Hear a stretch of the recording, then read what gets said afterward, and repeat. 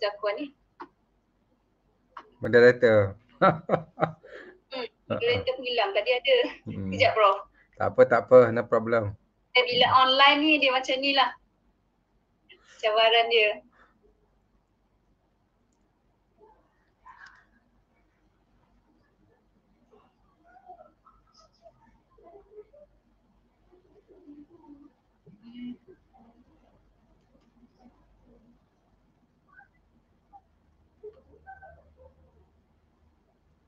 Ataupun kita boleh mula perlahan-lahan dulu, nanti student tu masuk kemudian. Macam tu. Betul? Boleh? Dalam ni Zakwan ni. Mana Zakwan ni? Sekejap Prof, bagi saya 1 minit. Kesian dia sebab dia dah ni tadi Prof, dia dah prepare dia rehearsal tadi. Kesian dia. Kesian dia, tunggulah kejap. Bagi dia peluang malam ni. Sebab dia dah rehearsal tadi kan? Yalah. Dia dekat rumah, jangan line dia problem cukup. Sometimes kalau line problem kan.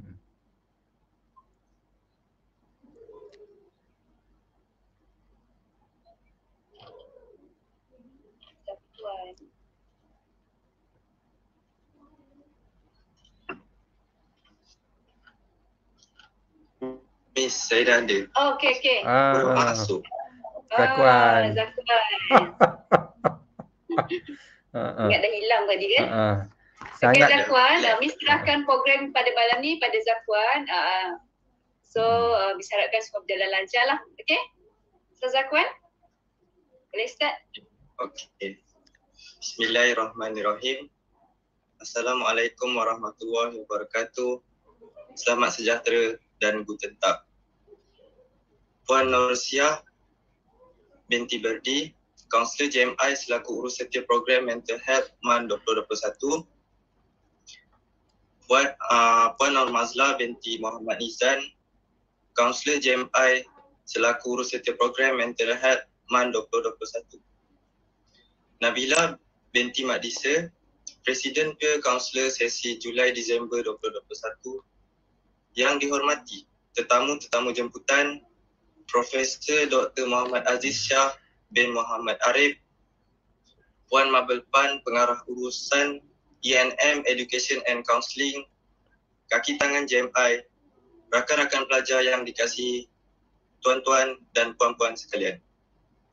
Saya, Ahmad Zakwan bin Zuhairi, pengacara majlis pada malam ini. Setinggi-tinggi kesyukuran kepada Allah Subhanahu Wa Taala di atas limpah dan rahmat kurnianya dapat kita berjumpa sekali lagi bersama-sama berkumpul secara maya pada hari ini dalam sesi ketiga Let's Talk Mental Health Bulan Kesihatan Mental JMI 2021. Para hadirin sekalian, seterusnya tanpa melengahkan masa, saya memperkenalkan penceramah kita pada hari ini iaitu Profesor Dr. Muhammad Aziz Shah bin Muhammad Arif. Beliau merupakan profesor di Jabatan Psikologi dan Kaunseling Universiti Pendidikan Sultan Idris UPSI Tanjung Malim Perak. Beliau berkhidmat di UPSI sejak tahun 2002. Beliau memiliki ijazah kedoktoran PhD dalam bidang psikologi kaunseling dari Universiti Kebangsaan Malaysia UKM.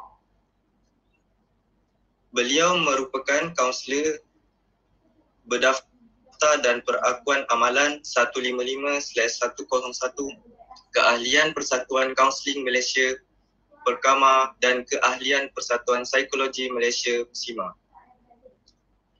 Beliau adalah pengasas modul Certification of Art Drawing House 3% ADHTP, Certification of Neo-Cognitive Behavioral Therapy Neo-CBT, Certification of Mindfulness Love Therapy MLT, 5 modul Graduate on Time GOT PMF, Master dan PhD. Dengan itu, majlis menjemput Profesor Dr. Muhammad Aziz Shah bin Muhammad Arif yang akan berkongsi tentang Save Me From Myself dengan para penonton pada hari ini. Yang dipersilakan yang dihormati Profesor Dr. Muhammad Aziz Shah. Okey, bismillahirrahmanirrahim. Assalamualaikum warahmatullahi wabarakatuh. Selamat malam. Salam kasih sayang. Okey, suara dengan gambar saya jelas kan? Okey.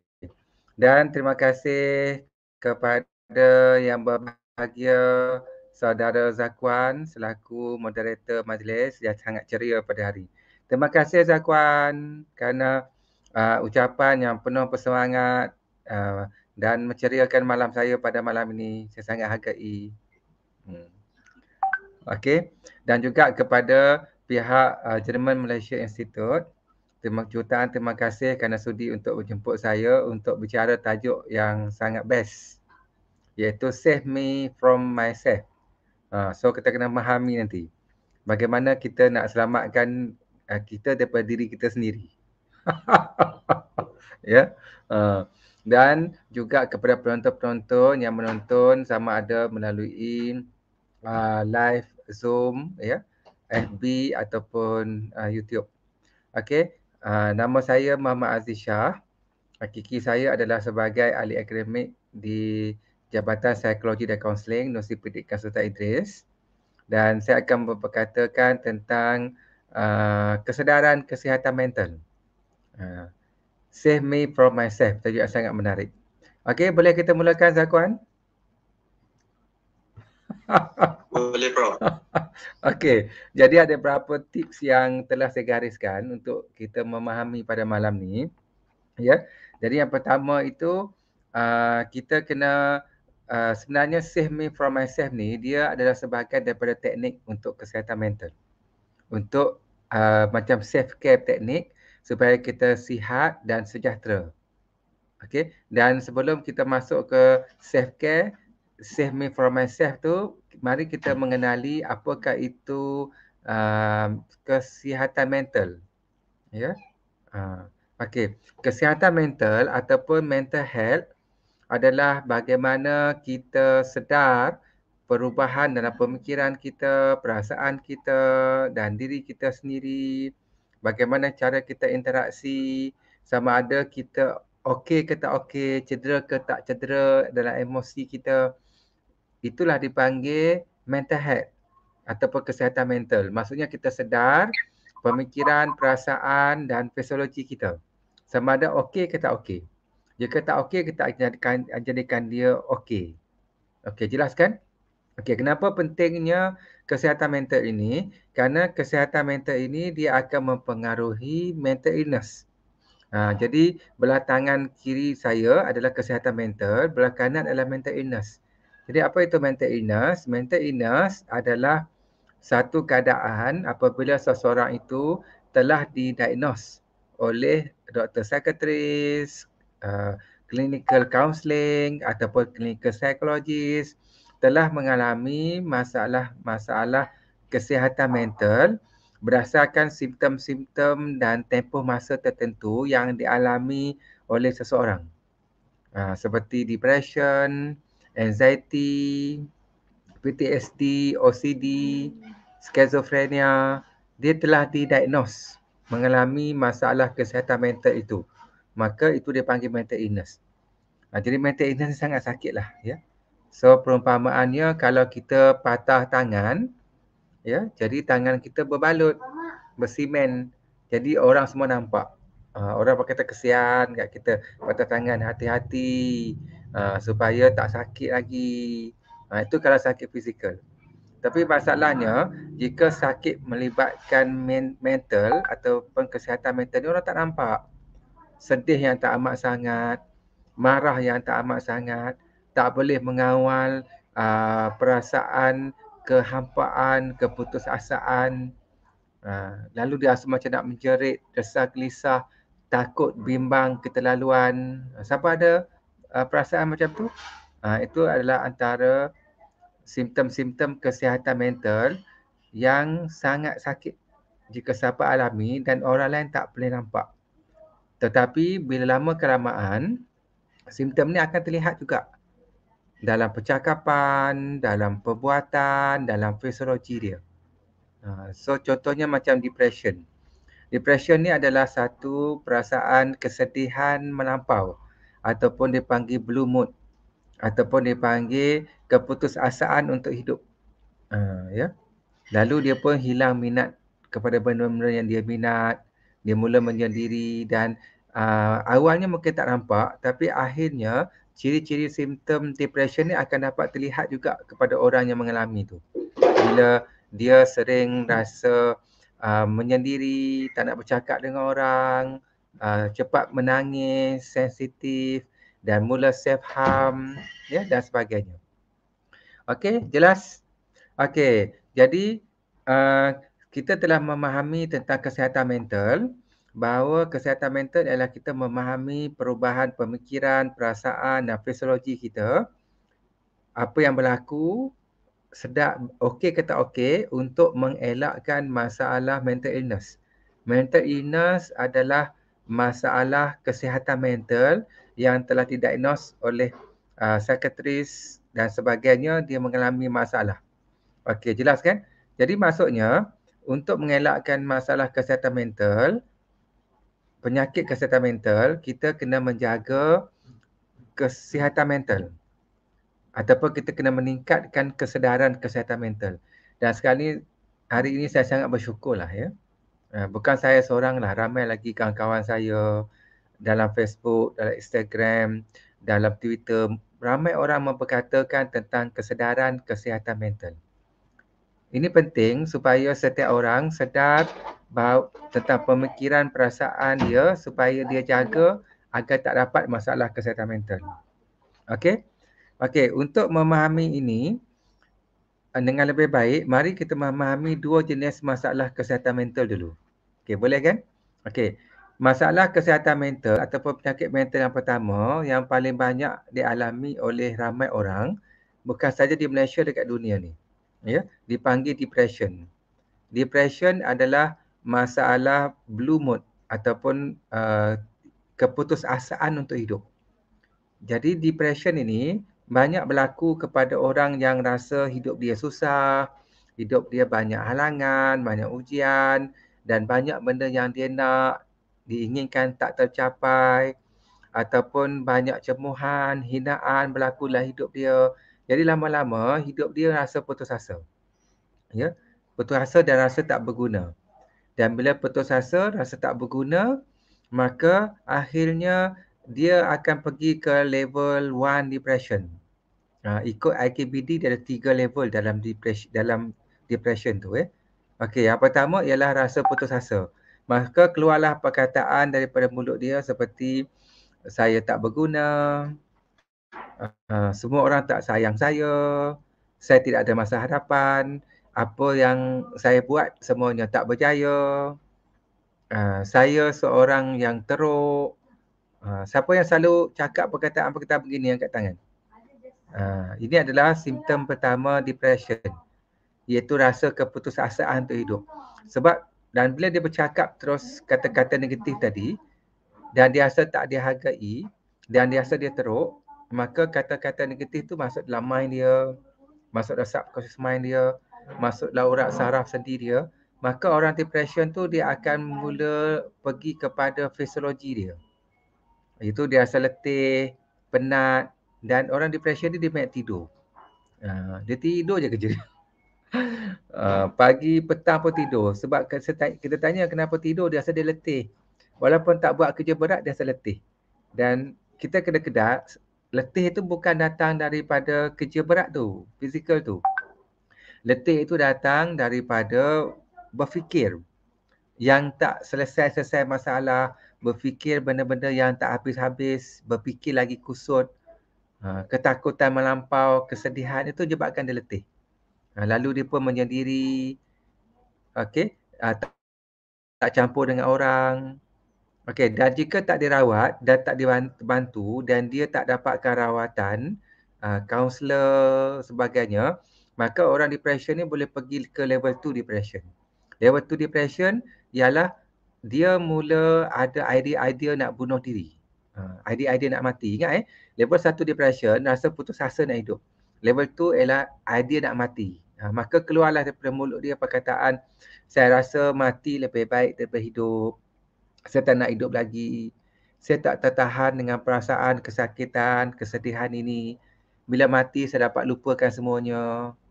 Jadi dia pun berdoa, dia tidur malam dan besok pagi dia mati, tak bangun-bangun lagi.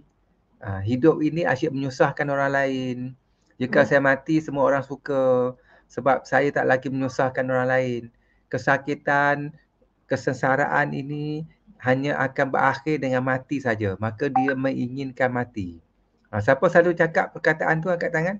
Nak mati, tak tahan hidup, rasanya mati lebih baik hidup. Ini dipanggil level 2 depression. Ya. Masa tu dia dah mula menyendiri, minat semua benda-benda yang diminat sama dia tak buat, dan dia mula mengeluh, duduk berseorangan, tak campur dengan orang sangat, ya, dan asyik berfikir benda-benda negatif, benda-benda teruk pada dia. Dan jika tak dibantu dan dirawat, dia akan pergi ke level 3 depression. Level 3 depression ni adalah perancangan yang sistematik, yang terancang untuk membunuh diri dan tindakan untuk membunuh diri. Sebab itu dalam kesihatan mental dikatakan jika orang tu kata saya nak matilah, saya nak bunuh diri, saya nak mati, saya nak bunuh diri. Orang kata dia tak akan bunuh diri kan? Tak. Sebenarnya orang yang selalu cakap nak mati, nak bunuh diri itu sebenarnya dia yang berkemungkinan akan bunuh diri. Sebab apa? Sebab sebenarnya apabila dia cakap begitu, dia memberi signal kepada orang sihat, kepada kita semua ni. Tolong saya, bantu saya tak larat, saya perlukan bantuan, sokong saya dah tak larat. Jadi sebenarnya signal untuk kita bantu dia. Okey, jelas kan? Okey, jadi dan orang yang level 3 ni, dia akan buat perancangan yang teliti.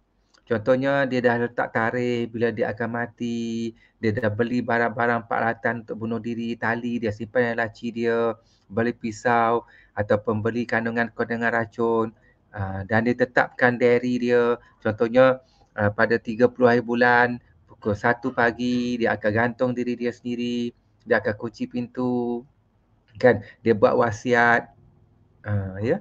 Jadi kita kena bantu dia dan kena hati-hati. Dia pembunuhan diri ni adalah kerana penyakit. Okey, jelas kan? Okey, jadi kita dah faham tadi, dan masa tu dia akan cuba bunuh dirilah. Bila cuba bunuh diri ni antara mati, tak mati, dan mungkin dia diselamatkan ataupun mungkin hanya kecederaan, masuk ward ICU tapi dirawat sembuh dan sebagainya. Jadi kita dah faham masalah kesihatan mental yang utama tu adalah depression. Depression ni adalah blue mood ataupun kesedihan yang melampau ataupun rasa keputusasaan hidup yang melampau. Dan dia bermula daripada rasa putus asa nak hidup sebab hidup dia susah, hidup dia banyak dugaan, banyak cemohan. Dan yang kedua ialah dia mula rasa idea nak mati. Dan yang ketiga ialah dia mula buat cubaan dan perancangan yang sistematik untuk bunuh diri.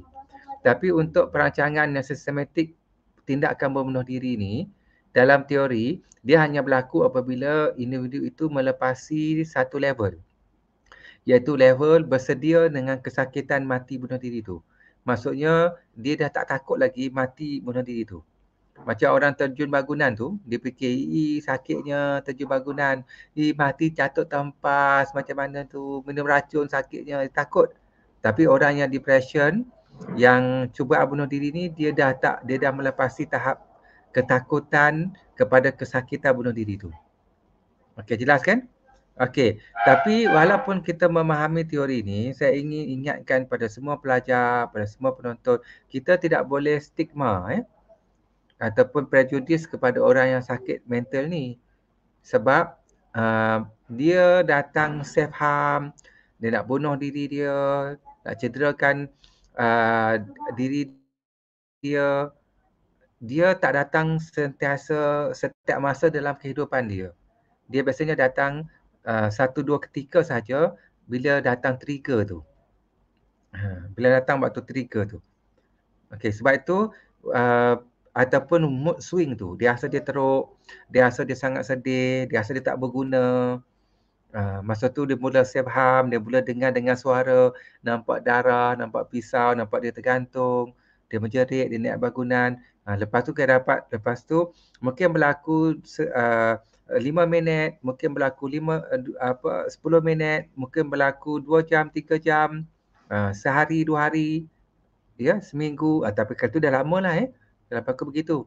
Tapi lepas tu dengan sokongan, dengan rawatan, dengan support orang-orang keliling dan kesedaran dia sendiri, maka dia akan masuk ke satu fasa baru, iaitu di fasa penyembuhan diri sendiri.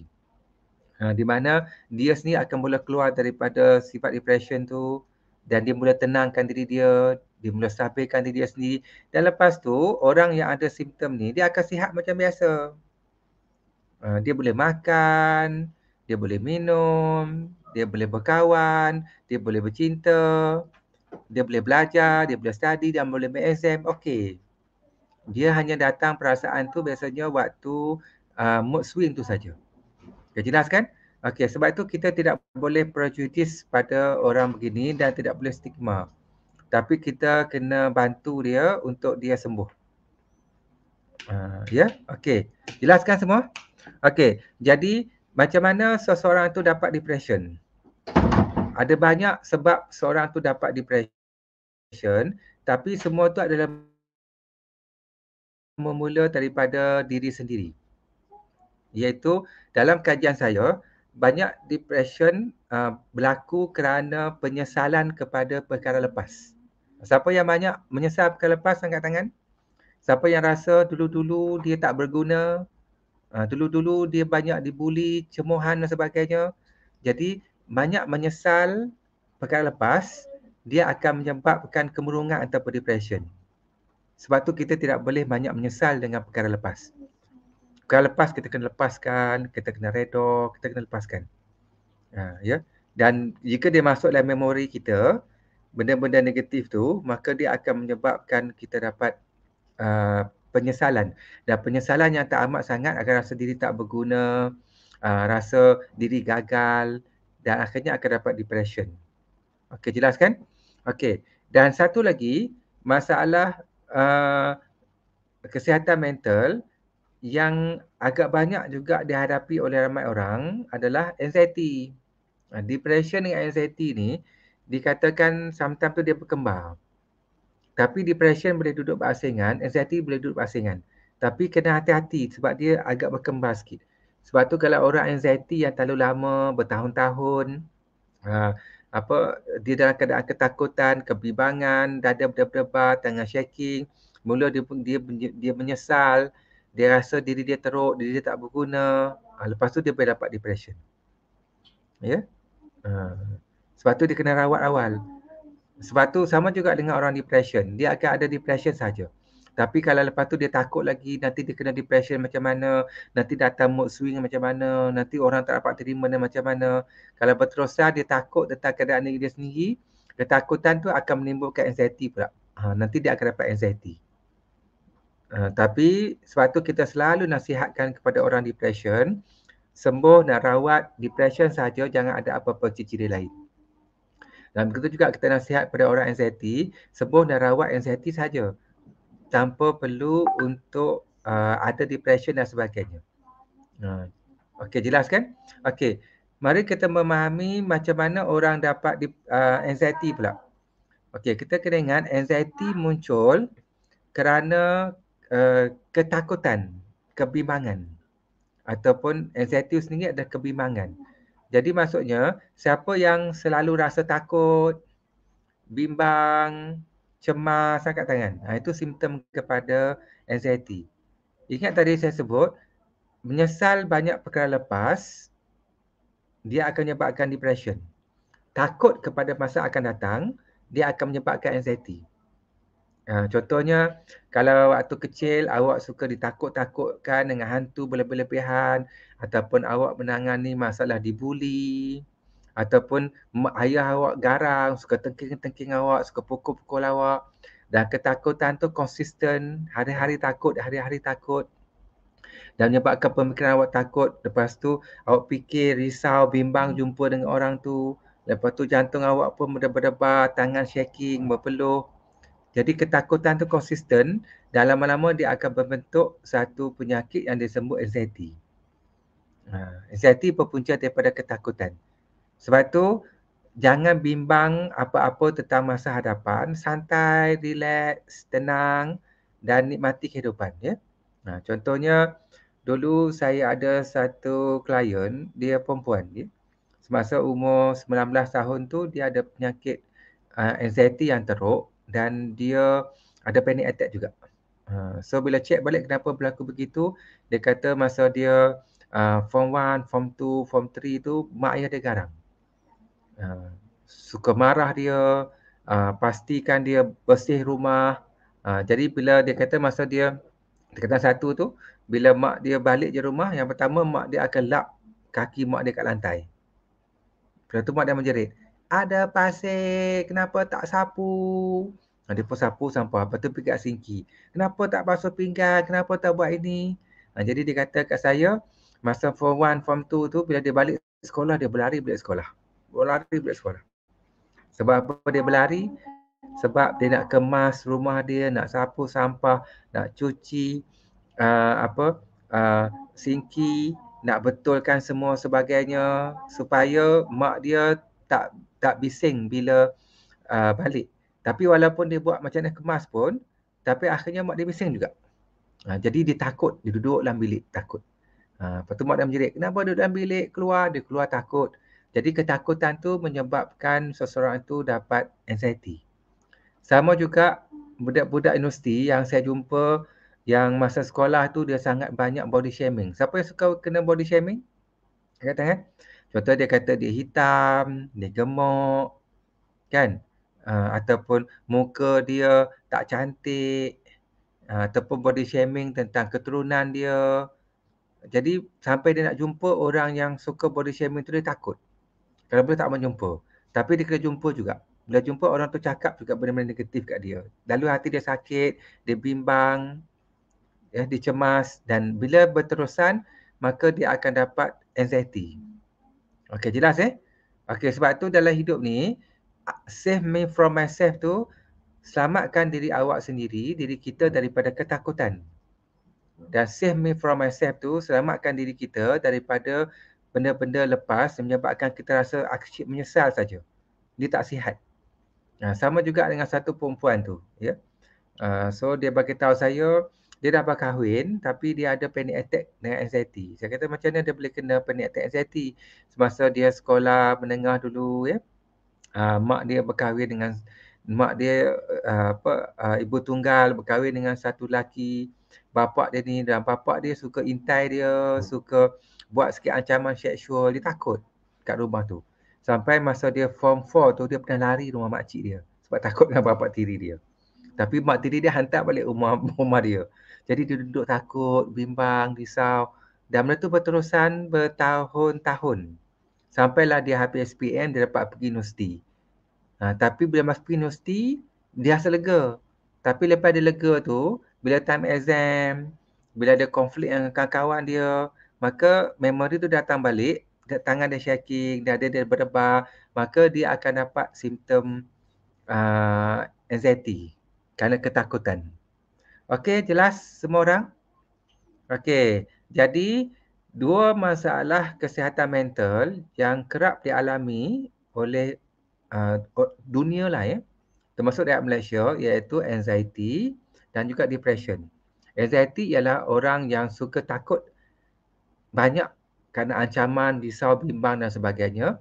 Dan depression ialah kerana penyesalan, rasa tak berguna, rasa putus asa, rasa tak dihargai dalam kehidupan. Jadi, selamatkanlah diri kita daripada emosi ni. Itulah dipanggil save me from myself. Okey. Jelas semua orang? Moderator, okey, jelas setakat ni? Haikal? Hilang dah Haikal. Okey. So kita teruskan Haikal Okey. Jadi bila kita dah memahami keadaan ini, maka macam COVID-19 ni, ya. COVID-19 ini menyebabkan ramai orang dapat masalah kesihatan mental. Sangat banyak. Banyak klien saya yang dah sembuh kesihatan mental dan akhirnya dapat balik kesihatan mental. Sampai saya kata, you ni kan dah sembuh, dah 3 tahun you tak kena. Macam mana you boleh kena balik? Tak tahulah, saya tak tahulah. Tangan saya debar-debar, tangan saya shaking. Saya takut, saya rasa gelisah, dia kena anxiety balik. Ya, dan ramai orang sihat pun dapat simptom anxiety kena COVID-19. Okey, apa punca dia? Punca dia simple saja. Iaitu kerana kita menanam perasaan ketakutan yang berlebih-lebihan kepada virus COVID-19. Jadi dan kesan ni sebenarnya bukan berlaku sekarang. Dia kesan daripada tahun lepas lagi. Terutama semasa PKP yang pertama tu. Masa tu dia tunjuk macam mana virus daripada China, macam mana orang sebarkan virus tu, macam mana tu ditangkap, lepas tu masuk pula berita tentang kluster baru, orang tu mati, keluarga terpisah, dan dia pula kerja dia hari-hari duduk depan TV. Tunggu pengumuman Datuk Nur Hisham. Kluster baru berapa orang kena, dia pun makin takut. Jadi dia tengok WhatsApp, tengok Instagram, tengok dalam Facebook orang share pula kes-kes ni bahaya ni sebagainya. Peristiwa-peristiwa tu masuk dalam mind dia, masuk dalam subconscious mind dia, masuk dalam tangan-tangan dia. Tapi dia okey lagi, dia tengok lagi, dia risau lagi. Dan lama-lama tanpa tak sedar, maka diri dia telah bina energi ketakutan tu. Dia takut. Sebab tu ketakutan ni sangat bahaya. Dan bila 6 bulan, setahun, lepas tu bila berlaku pula saudara mara dia mati, ada pula orang kena COVID, kluster-kluster baru, nak buka sekolah ataupun dia berhadapan dengan orang ramai, maka memori ketakutan tu muncul balik.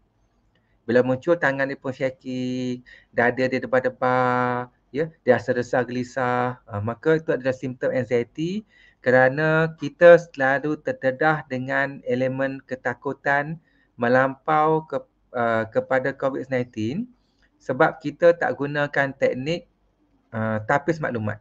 Sebab tu dalam hidup ni kita kena tapis maklumat. Tak semua maklumat sebenarnya bermanfaat pada diri kita.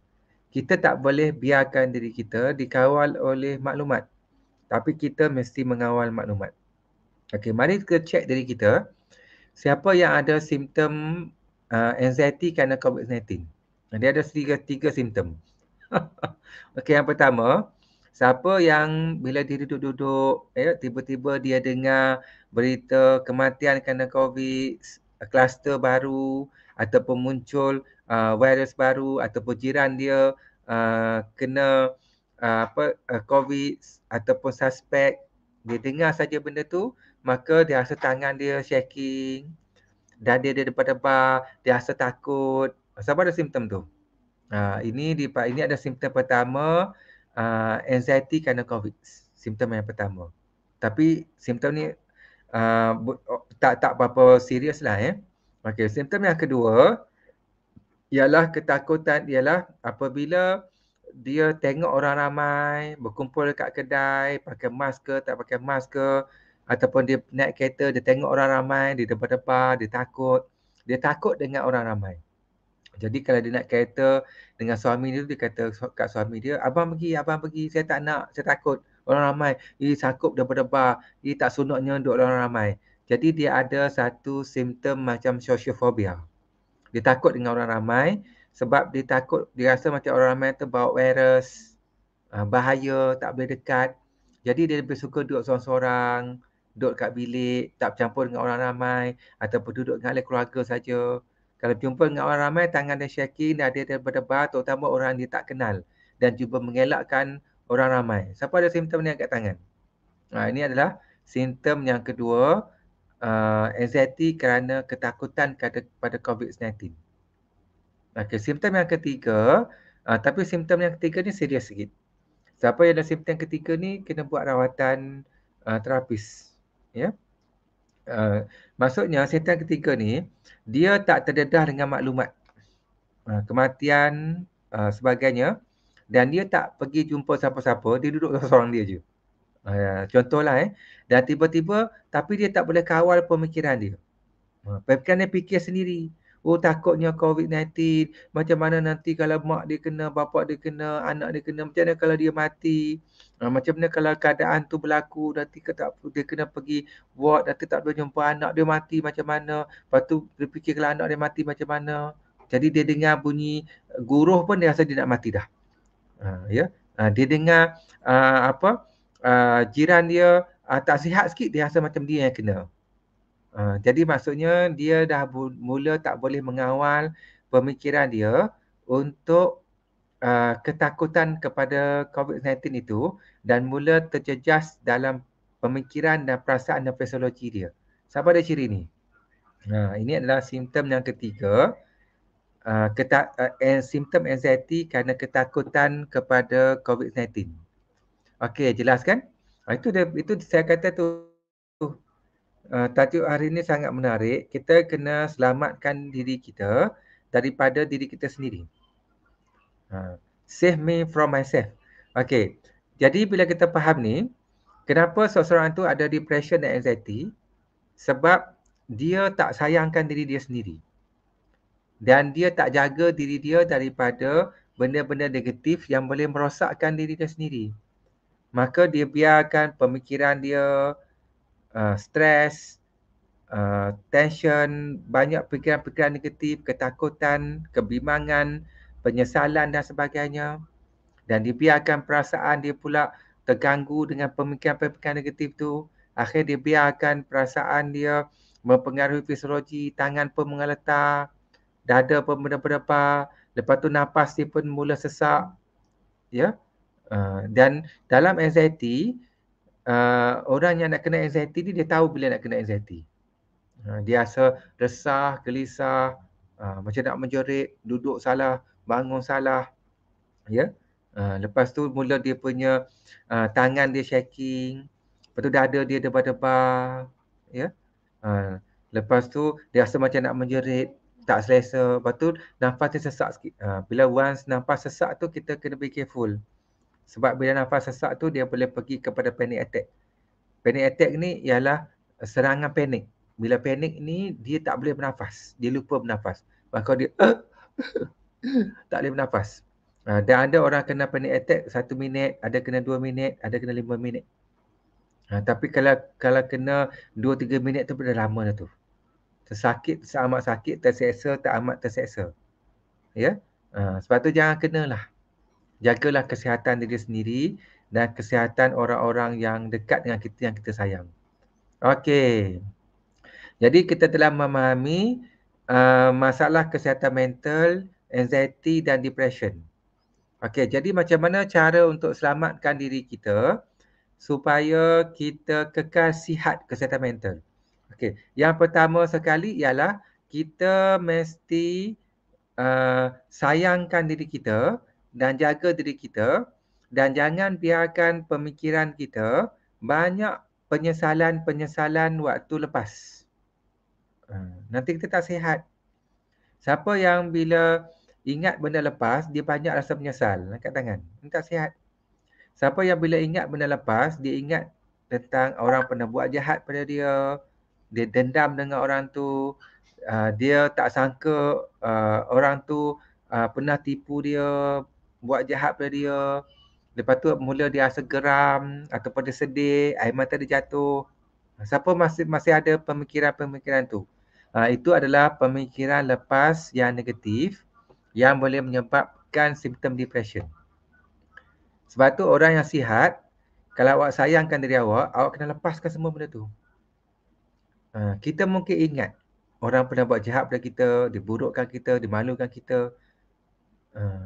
Tapi ingatan hanya ingatan, tapi tak ada lagi emosi. Marah, sedih, dendam tak ada lagi. Itu maksudnya awak sihat. Okey.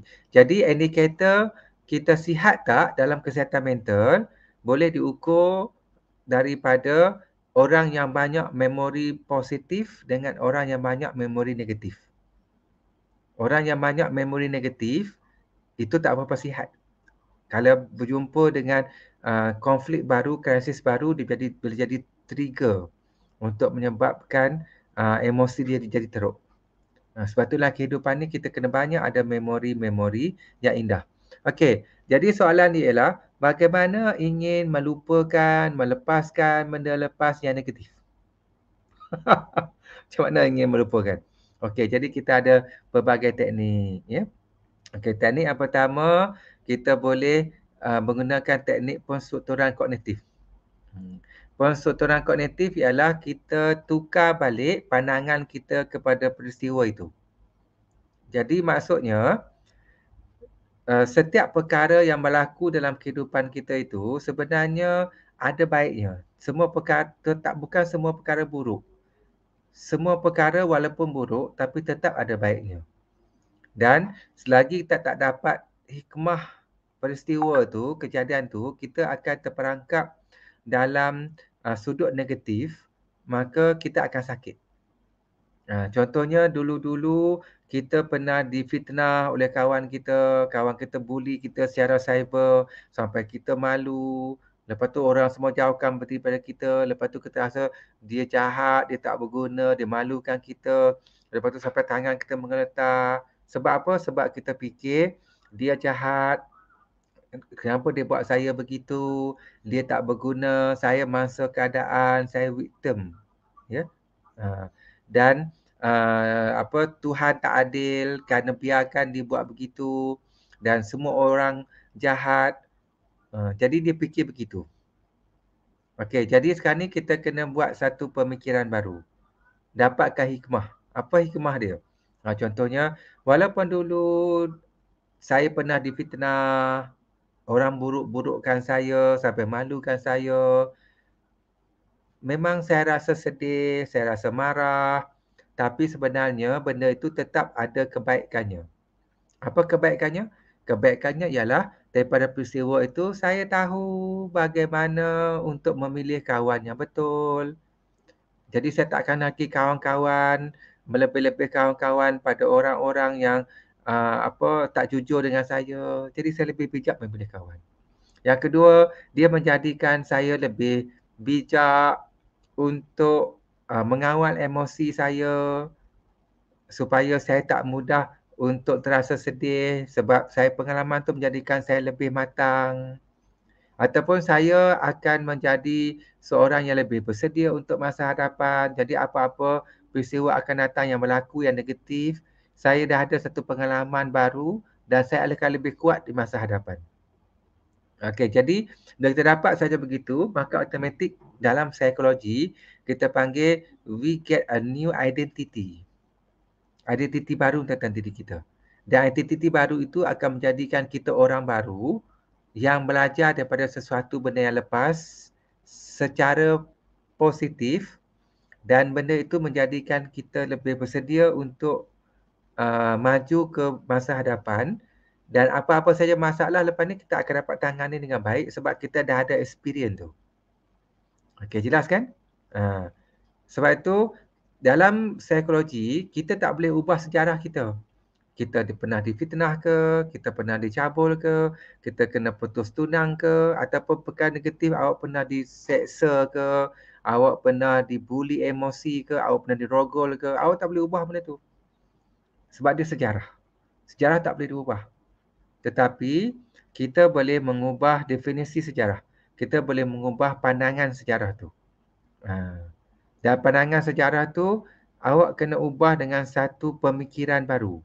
Dan untuk dapat pemikiran baru itu, kita kena lalui 3 fasa dulu. Okey? Save me from myself ni. Fasa yang pertama ialah kita mesti menerima benda buruk yang berlaku tu. Benda baik dan buruk yang berlaku tu kita mesti terima. Jangan protes, terima saja. Sebab Tuhan nak dengar kita terima. Maksudnya, awak tak boleh arguing ataupun tak boleh protes ataupun tak boleh mempertikaikan sebab benda tu dah berlaku. Ya, kita terima saja sebagai sebahagian daripada takdir kita. Contohnya kalau awak pernah didera waktu kecil ataupun pernah orang menipu awak waktu kecil, bertepuk jahat pada awak semasa awak di sekolah ke di kolej sebagainya. Jadi kalau awak cakap kenapa benda itu berlaku pada saya, Kenapa Tuhan membenarkan benda tu berlaku? Kenapa orang ni jahat pada saya tak pernah berjahat pada orang. Kesakitan menolak benda itu berlaku 2 kali lebih sakit lagi daripada benda yang berlaku tu. Okey, jelas kan? Jadi terima dulu. Okey, cara terima dulu. Jadi cara yang terima tu kita boleh buat fisiologi teknik, ya. Contohnya kita angkat tangan, terasai kita angkat tangan, ya. Lalu kita tepuk kita punya dada kita sebut, wahai Tuhan, aku terima ujian ini, aku terima musibah ini, aku terima takdir ni. Kerana aku tiada apa-apa daya dan upaya, Engkaulah yang Maha Berkuasa. Sedarkan diri kita. Tepuk kita punya ni, wahai Tuhan, aku terima dia burukkan aku terima dia cakap aku yang negatif, aku terima perbuatan dia walaupun aku sakit tapi aku terima. Terima dulu. Okey, jelas kan? Jangan protes, terima dulu. Okey, lepas terima, maka awak kena rasai benda tu. Rasa saja. Jadi kalau awak rasa sedih, menangis. Kalau awak rasa terkilan, menjerit. No problem. Kalau awak rasa marah, marah. Kalau awak rasa nak lari, lari. Tapi selepas tu awak akan sedar bahawa kehidupan perlu diteruskan. Jadi maksudnya, untuk lepaskan memori-memori lepas tu, awak kena mengakui at the end kita human. We are human. Kita manusia biasa. Jadi kalau kita rasa sedih, kita menangis. Kalau kita marah, kita menjerit. Kita nak lari. Rasai. Jangan halang. Sebab dalam psikologi, jika awak rasa sedih, awak faham, awak tahan sedih tu, tak nak menangis. Awak tahan tak nak menangis. Awak tahan tak nak menangis. Nanti dia berlaku konflik dalaman. Bila konflik dalaman nanti awak rasa tak puas hati, awak rasa nak marah, awak rasa awak tak selesa dan awak rasa benda tu tak lepas. Lepaskan. Nak menangis. Ya. Nak marah. Tapi dalam kesedaran. Dia tak akan merosakkan diri kita sendiri. Ya, sampai satu ketika lepas awak menangis, sampai awak marah. Dan kalau perlu cari orang yang boleh fahamkan awak, yang boleh awak pinjam bahu dia, awak menangis, mengalirkan air mata, peluk dia dan memahami awak, lepaskan. Sebab tu dalam psikologi kita selalu cakap, ya, dalam kaunseling. Ada apa-apa lagi yang awak simpan yang awak tak ceritakan? Ada, dia kata. Okey, awak tak boleh simpan, awak kena ceritakan sekarang. Saya nak dengar. Dia cerita lagi. Ada apa-apa lagi yang awak perkara yang menakutkan yang awak tak nak ceritakan? Ada. Saya tak pernah cerita sesiapa. Cerita lagi. Cerita. Sampai habis. Tapi lepas dia dah cerita, ketakutan dia, kebimbangan dia, kerisau dia, kemarahkah dia, lepas dia cerita itu, itulah kali tak akhir dia bercerita. Kali tak akhir dia akan cerita benda tu. Lepas tu dia tak akan cerita lagi. Sebab dia dah lepaskan semuanya, lepas tu kita dah mula struktur, dah dapatkan hikmah baru. Sebab tu bagi individu, jika awak tidak boleh menstrukturkan balik pemikiran awak untuk ambil hikmah terhadap kejadian setiap peristiwa, kita kena minta bantuan orang. Bantuan profesional ataupun bantuan terapis. Pergilah. Saya pun ada grup terapi saya sendiri. ED Counselling and Psychology. Jadi boleh pergi kalau siapa nak. Okey. Ingat tadi penyesalan kepada perkara lepas boleh menyebabkan depression. Okey, sebab dia banyak lekatan-lekatan yang negatif yang gagal untuk distrukturkan semula. Dan dalam psikologi, kaunseling benda tu menjadi pemikiran teras tu. Dan akhirnya jadi pemikiran pertengahan dan akhirnya jadi automatic thought tu. Dia banyak negatif. Jadi caranya terima benda tu. Terima. Jadi kita boleh buat teknik psikologi, tertepuk kita, saya terima benda buruk yang berlaku pada saya ini. Saya terima perbuatan jahat dia, saya terima dengan takdir ni. Sedarkan diri, tepuk, saya terima. Walaupun tak ada perasaan, sebut saja. Buat selalu. Tapi benda ni, you all tak boleh expect dia dah buat sekali lega. Kena buat 1 hari 2 kali, 3 kali. Ataupun buat 5 hari, 6 hari berterusan. Sebab tu dipanggil bimbingan terapi yang sistematik tu. Ya. Lama-lama sendirian juga rasa traumatik saya dah kurang. Dendam saya dah makin kurang. Perasaan saya dah makin stabil sebab ada makin terima. Okey, terima. And then kalau awak sedih, nak marah, lepaskan. Dan kalau ada orang yang memahami, menangis kat dia. Okey. Dan akhirnya yang ketiga tu, barulah awak akan lepaskan benda tu perlahan-lahan. Ya, melalui dalam kehidupan seharian kita dan melalui kita buat aktiviti-aktiviti yang positif dan tak lagi fokus kepada banyak benda-benda yang negatif. Dan untuk lepaskan, kita boleh guna teknik total surrender. Macam mana teknik total surrender? Teknik total surrender, kita duduk diam. Okay. Rasai nafas kita keluar masuk melalui hidung. Tarik nafas. Okay, tahankan dekat dada kita, perut kita dan sebut dalam hati, wahai Tuhan, aku total surrender.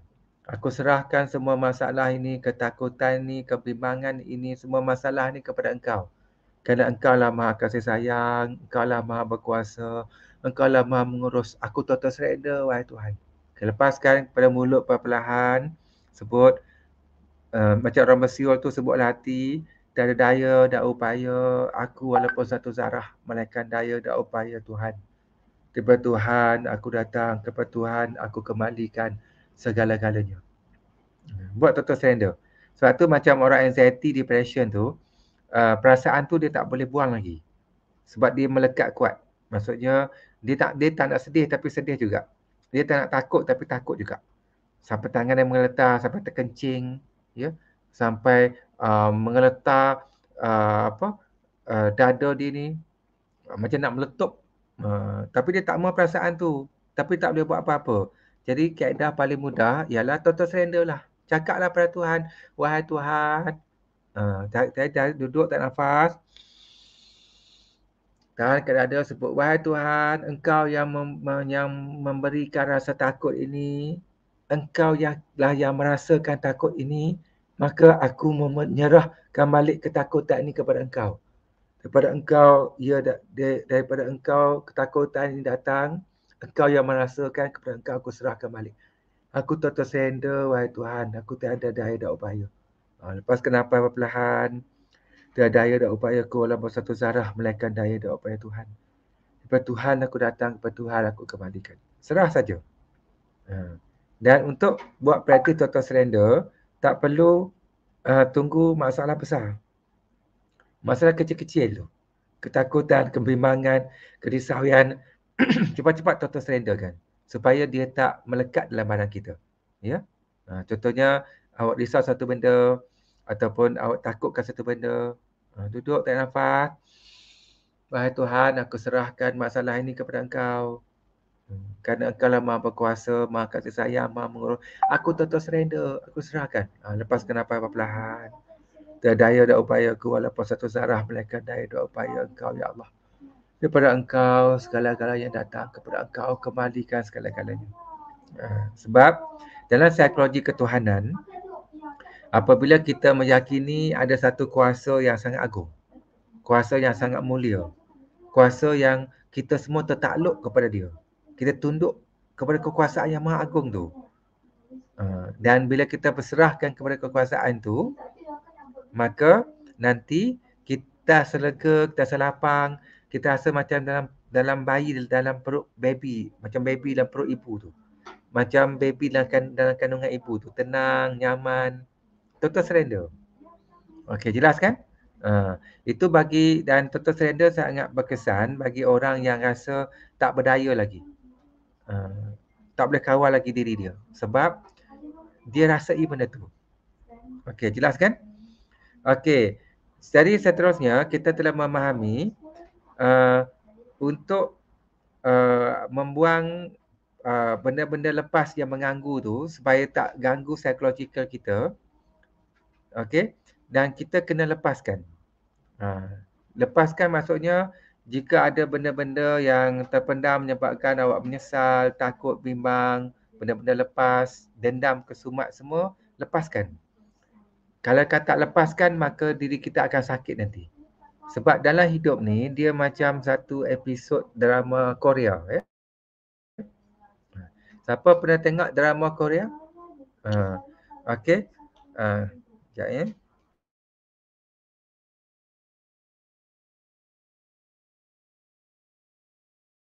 Okey. Contohnya kita tengok drama Korea. Dalam drama Korea tu dia ada episod-episod dia.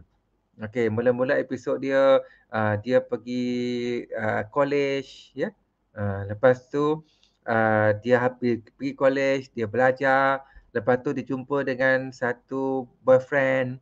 Lepas tu dia kawan dengan boyfriend tu, dia pun happy, pergi makan, pergi minum. Lepas tu dia bergaduh sikit dengan boyfriend ni. Lepas tu dia pujuk balik.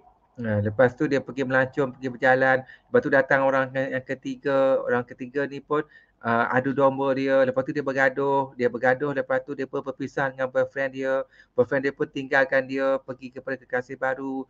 Lepas tu dia rasa sedih, dia rasa tak berguna, dia rasa dia diabaikan. Okey, jadi hidup kita terlekat dengan satu episod. Jadi ramai orang, dia terlekat dalam episod sedih, terlekat dalam episod marah, terlekat dalam episod dendam. So dalam hidup kita, kita jangan terlekat dengan episod. Kerana dalam seluruh penceritaan, dia hanya satu episod saja. Di hadapan ni ada banyak lagi episod-episod baru yang lebih menarik. Jadi kita kena lalui episod baru. Jadi terima, okey tak apa, saya kawan dengan dia, saya ada memori indah, lepas tu dia tinggalkan saya kerana perempuan lain, no problem. Ya, saya akan terima benda tu. Walaupun saya sedih, saya akan menangis, tapi lepas saya dah lega, saya akan teruskan kehidupan saya. Saya akan kembalikan semua kepada Tuhan. Lepas tu hati kita lapang, hati kita tenang. Lepas tu kita terus episod baru. Episod baru, lepas tu kita pun pergi melancong baru, tengok bunga-bunga baru, jumpa dengan kawan-kawan baru, dapat pangkat baru, dapat pekerjaan baru, buat aktiviti baru dan jumpa dengan boyfriend baru, bercinta baru, seronok, tenang, happy dan sebagainya, berkahwin. Lepas tu pergi melancong, lepas tu jumpa pula orang tu, pergi situasi tu, tengok bunga tu, beli rumah dan sebagainya. Okey, jadi kita ada banyak episod. Jadi sayanglah orang yang terperangkap dalam satu episod. Sebab kesan dia ialah dia tidak boleh menikmati episod seterusnya. Sebab dia terlekat dalam dendam, marah, tak puas hati, rasa tak enaknya, kesedihan. Okey, jelas kan? Jadi dalam hidup kita, please tolong selamatkan diri kita. Jangan terlekat dalam mana-mana episod negatif kehidupan kita. Sebab umur kita, Tuhan akan beri panjang lagi. InsyaAllah lah kan. Jadi ada banyak lagi episod-episod baru, cerita-cerita baru yang akan kita nikmati di masa hadapan. Jadi jangan tersangkut dengan peristiwa negatif waktu lepas. Itu tersangkut dalam episod sedih, marah, dendam dan sebagainya. Okey, jelas kan? Okey. Jadi kalau bila tersangkut dalam satu episod sedih, marah dan dendam tu, dia akan berjalan juga sebenarnya. Tetapi masa dia berjalan tu, dia akan bawa emosi tu. Marah, dendam tu. Contohnya saya pernah jumpa dengan satu perempuan. Dia tersyaraf opsi. Lama dah saya jumpa dia. Jadi saya buat terapi dekat dia. Dia dulu dia menyimpan marah dan dendam selama 18 tahun. Wow, lamanya. 18 tahun dia hidup dalam marah, dendam. Jadi bila saya cakap lagi pasal benda tu, tangan dia mengeletar, tangan dia shaking, dada dia berdebar, dia marah. Saya nak buat terapi memaafkan. Saya tak akan maafkan dia. Saya tak benci dia. Bila cik cakap nak memaafkan, saya marah, saya tak akan maafkan dia. Nampak dia terlekat dalam traumatik, kemelekatan yang kuat, dendam, kesumat. Dan benda tu dipendam selama 18 tahun. Jadi dia telah sakit selama 18 tahun. Jadi dalam kehidupan 18 tahun tu, dia makan ayam pun tak rasa sedap. Dia pergi taman bunganya indah pun, dia tak dapat rasai keindahan taman bunga tu. Dia tengok matahari terbenam pun, dia tak dapat nikmati keindahan matahari tu. Sebab dia bawa benda tu yang lepas. Contohnya, sekarang ini tahun 2021. Sekarang ni tahun 2021. Jadi pada 10 tahun dulu, 2011, pernah orang tipu awak, marah awak, buat jahat pada awak. Jadi kesakitan tu. Jadi seolah-olah awak pergi balik kepada tahun 2011, awak ambil kesakitan, amarah, dendam, rasa tak berguna, rasa tak naya tu, letak atas kepala awak. Lepas tu awak pun bawa 2012 sakitnya, tak gunanya, dendamnya, orang ni jahat. Bawa 2013 sakitnya, kenapa dia buat saya begitu, kenapa dia tipu saya, kenapa dia tak beri kemanusiaan, kenapa ada manusia jahat macam tu, dia patut jadi binatang bukan manusia. Bawa lagi 2016, 2017 kesakitan tu sampai 2021. Sakit. Awak tak menikmati hidup kesakitan tu dan pergi pada fisiologi, urat saraf, ketegangan fizikal, sakit. Jadi apa nak buat? Tak nak sakit tu. Ni dah tahun 2021 ni. Benda tu berlaku 2011. Jadi caranya buang,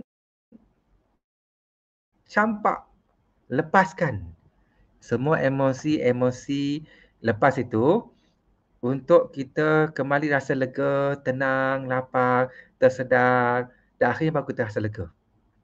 Bau-bau kita rasa lengan, lega balik, ringan balik, pemikiran kita lapang, tangan kita tenang, barulah kita rasa oksigen dalam badan kita bergerak, baru kita rasa darah-darah kita bergerak, antara kepala kita stabil, tenang, dengan perasaan kita stabil, tenang, dengan fisiologi kita pun selaras, barulah kita boleh menikmati kehidupan. Lepas tu barulah kita tengok bunga, kita boleh tengok menikmati bunga. Cantiknya bunga ni. Indahnya dia. Dia ada 5 kuntum. Dan ada lagi kuntum-kuntum kecil. Dan tengah-tengahnya tu ada pula dia punya spora. Cantiknya bunga ni. Banyaknya bunga ni. Tak pernah tengok bunga cantik macam ni. Rupanya bunga tu dekat rumah dia. Bunga tu dah 5 tahun depan rumah dia. Tapi dia tak pernah perasan bunga tu. Sebab apa tak perasan? Sebab dia tak menikmati hidup. Sebab apa tak menikmati hidup? Sebab dia masih terikat dengan penyesalan, kemarahan, dendam, kisah lama. Okey, jelas kan? Sebab tu, save me from myself. Bebaskan diri kita daripada perkara-perkara silam yang menyakitkan. Lepaskan. Campakkan dalam longkang. Ini dia akan mengalir pergi ke longkang besar. Lepas tu dia mengalir pergi ke sungai besar. Dia pergi ke muara, dia bercampur dengan air laut, dia pergi ke laut lepas. Dan akhirnya dia tak ada rasa lagi. Dia hanya satu memori dalam history hidup kita. Tapi tak ada rasa, tak ada marah, tak ada dendam. Sebab tu dalam kehidupan ini, siapa yang bila diingat orang yang pernah buat jahat dekat dia, dia masih rasa debar-debar, tangan shaking, dia rasa marah, maksudnya belum lepas. Jadi kita kena lepaskan. Jadi cara lepas tadi saya ajar, tepuk dada kita, sebut wahai Tuhan, aku terima takdir itu, aku terima takdir ini, aku terima dia buat jahat, aku terima nasib aku begini, aku terima. Cakap terima walaupun tak ada rasa. Ya. Ni tepuk ni, cakap terima, sedarkan diri. Lepas tu rasai, kalau sedih-sedih, menangis-nangis, lepaskan. Sampai kita rasa lega dan buat penyerahan pada Tuhan. Dan teknik yang seterusnya untuk melepaskan tu, sangat berkesan adalah teknik memaafkan. Teknik memaafkan. Siapa ada dendam kesumat pada orang-orang tertentu, angkat tangan. Maafkan saja. Kita kena belajar memaafkan. Walaupun dia buat jahat macam mana kat kita tu. Kat kita pun. Walaupun dia pernah cabul awak. Walaupun dia pernah derak emosi awak. Walaupun dia pernah curi duit awak berjuta-juta. Walaupun dia menyebabkan awak trauma sampai awak sakit mental. Maafkan dia. Sebab semua kesakitan yang awak dapat selama ni sebab awak tak memaafkan. Forgiveness terapi, kena maafkan. Sebab itu, selagi kita dendam, kita tak boleh maafkan orang lain, sebenarnya kita tak boleh memaafkan diri sendiri. Selagi kita dendam dengan orang lain, sebenarnya kita menyeksa diri sendiri. Selagi kita tak maafkan orang lain, sebenarnya kita menyakiti hati sendiri. Selagi kita tak maafkan orang lain, sebenarnya kita campakkan diri kita dekat dalam neraka. Kesakitan tu sangat sakit. Sebab kita tak boleh memaafkan. Maka maafkan, lepaskan, maafkan dan lepaskan. Nanti bila kita maafkan, pemikiran kita lapang, hati kita lega dan kita rasa relax sebab kita dah lepaskan. Tidak memaafkan adalah menyeksa diri sendiri. Jadi macam mana cara nak memaafkan? Jadi cara nak memaafkan ialah yang pertama kita kena, dia ada 3 level untuk memaafkan. Cara yang pertama ialah kita kena sebut perkataan maaf tu. Sebut perkataan maaf tu. Contohnya Vishnu Kumar. Ada satu orang tipu Vishnu Kumar, rosakkan perniagaan ataupun buat jahat. Ya. Walaupun Vishnu Kumar tak bersalah, tapi Vishnu Kumar kena maafkan dia. So duduk, diam, sebut nama dia. Contoh nama dia Ali. Cakap, wahai Ali. Sebab tu dalam terapi kita ajar klien buat surat tu. Surat terapi memaafkan.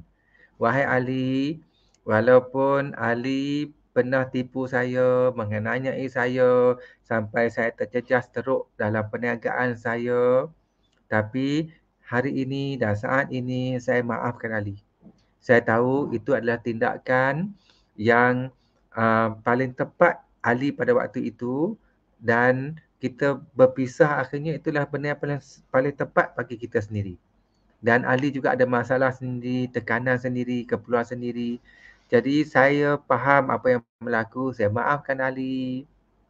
Saya lepaskan semuanya dan Ali tidak ada lagi apa-apa masalah pada saya, dosa pada saya dan saya pun tak ada apa-apa lagi dosa pada Ali. Saya maafkan Ali, saya maafkan. Just mention saja. Ya. Jadi memaafkan ni awak boleh sebut waktu pagi, bangun bertidur dan boleh sebut malam sebelum tidur. Sebab tu banyak terapi kan. Pramuhaya, Prakamsa tu selalu mention tu. Maafkan orang lain sebelum tidur supaya bila kita tidur tu tanpa emosi marah dendam tu. Jadi kita putuskan negatif circle tu. Jadi kita kena maafkan. Okey. Tapi untuk memaafkan ni pun bila awak sudi tu memaafkan. Sebab tu saya pernah buat terapi memaafkan ni, ada orang dia marah saya balik. Dia pandang saya balik, mata dia bulat. Saya tak akan maafkan dia. Dia buat jahat pada saya. Sebab tu dia sakit. Sebab dia tak boleh memaafkan. Tapi kalau tu jangan paksa dia, nanti dia lagi sakit. Jadi kita guna teknik lain. Teknik kesyukuran ke, teknik journaling ke, teknik pensuturan kognitif ke, ya, teknik eksperimen kognitif ke, fokus 5 kegembiraan ke.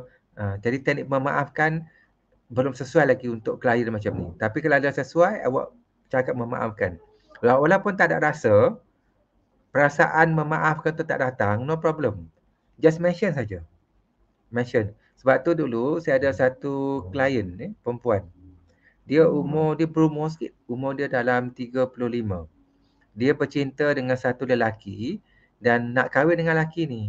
Tapi dalam 3 bulan sebelum berkahwin tu, tiba-tiba pertunangan ni putus. Putus ya. Putus, ada isu keluarga. Jadi dia pun menangis, mak ayah dia pun tambah lagi kata dia memalukan kita, surat-surat kad semua dah keluar. Dia putuskan tunang ni, dia malukan kita, malukan keluarga kita, saudara semua dah tahu.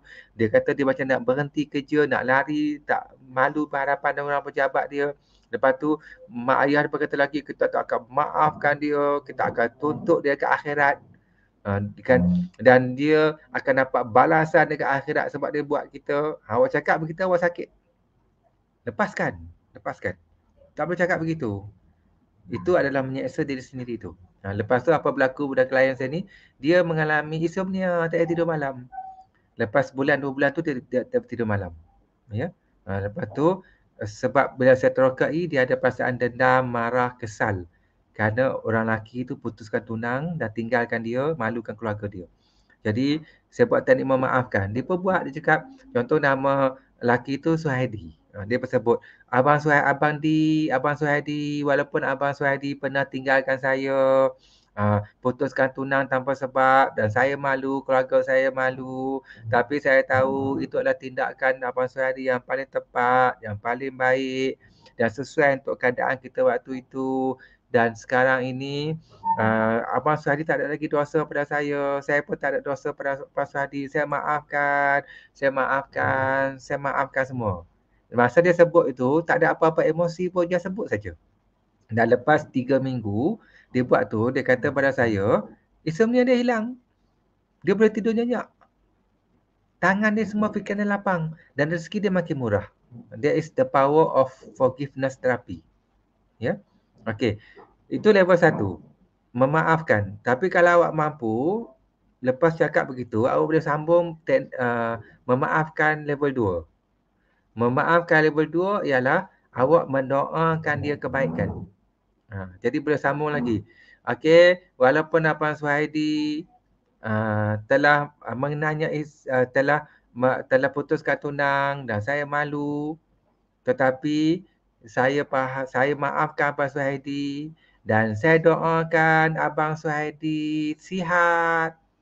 Saya doakan Abang Suhaidi berjaya, bertemu dengan jodoh lain yang lebih baik, lebih cantik dan Abang Suhaidi bahagia, dapat anak-anak yang comel, dapat keredaan Tuhan, dapat menuju syurga yang penuh kemakmuran dan dapat rezeki yang peruah, naik pangkat. Saya doakan Abang Suhaidi jadi kaya, bahagia, makmur, berjayalah. Makmurlah, kayalah. Itu level kedua, memaafkan. Ya, iaitu awak doakan kebaikan pada dia. Sebab kalau buat begitu, hati awak lapang tu, awak lepaskan semua. Sebab orang yang rasa tak enaknya, dia memendam benda-benda kesumat itu, dia suka doakan keburukan pada orang tu.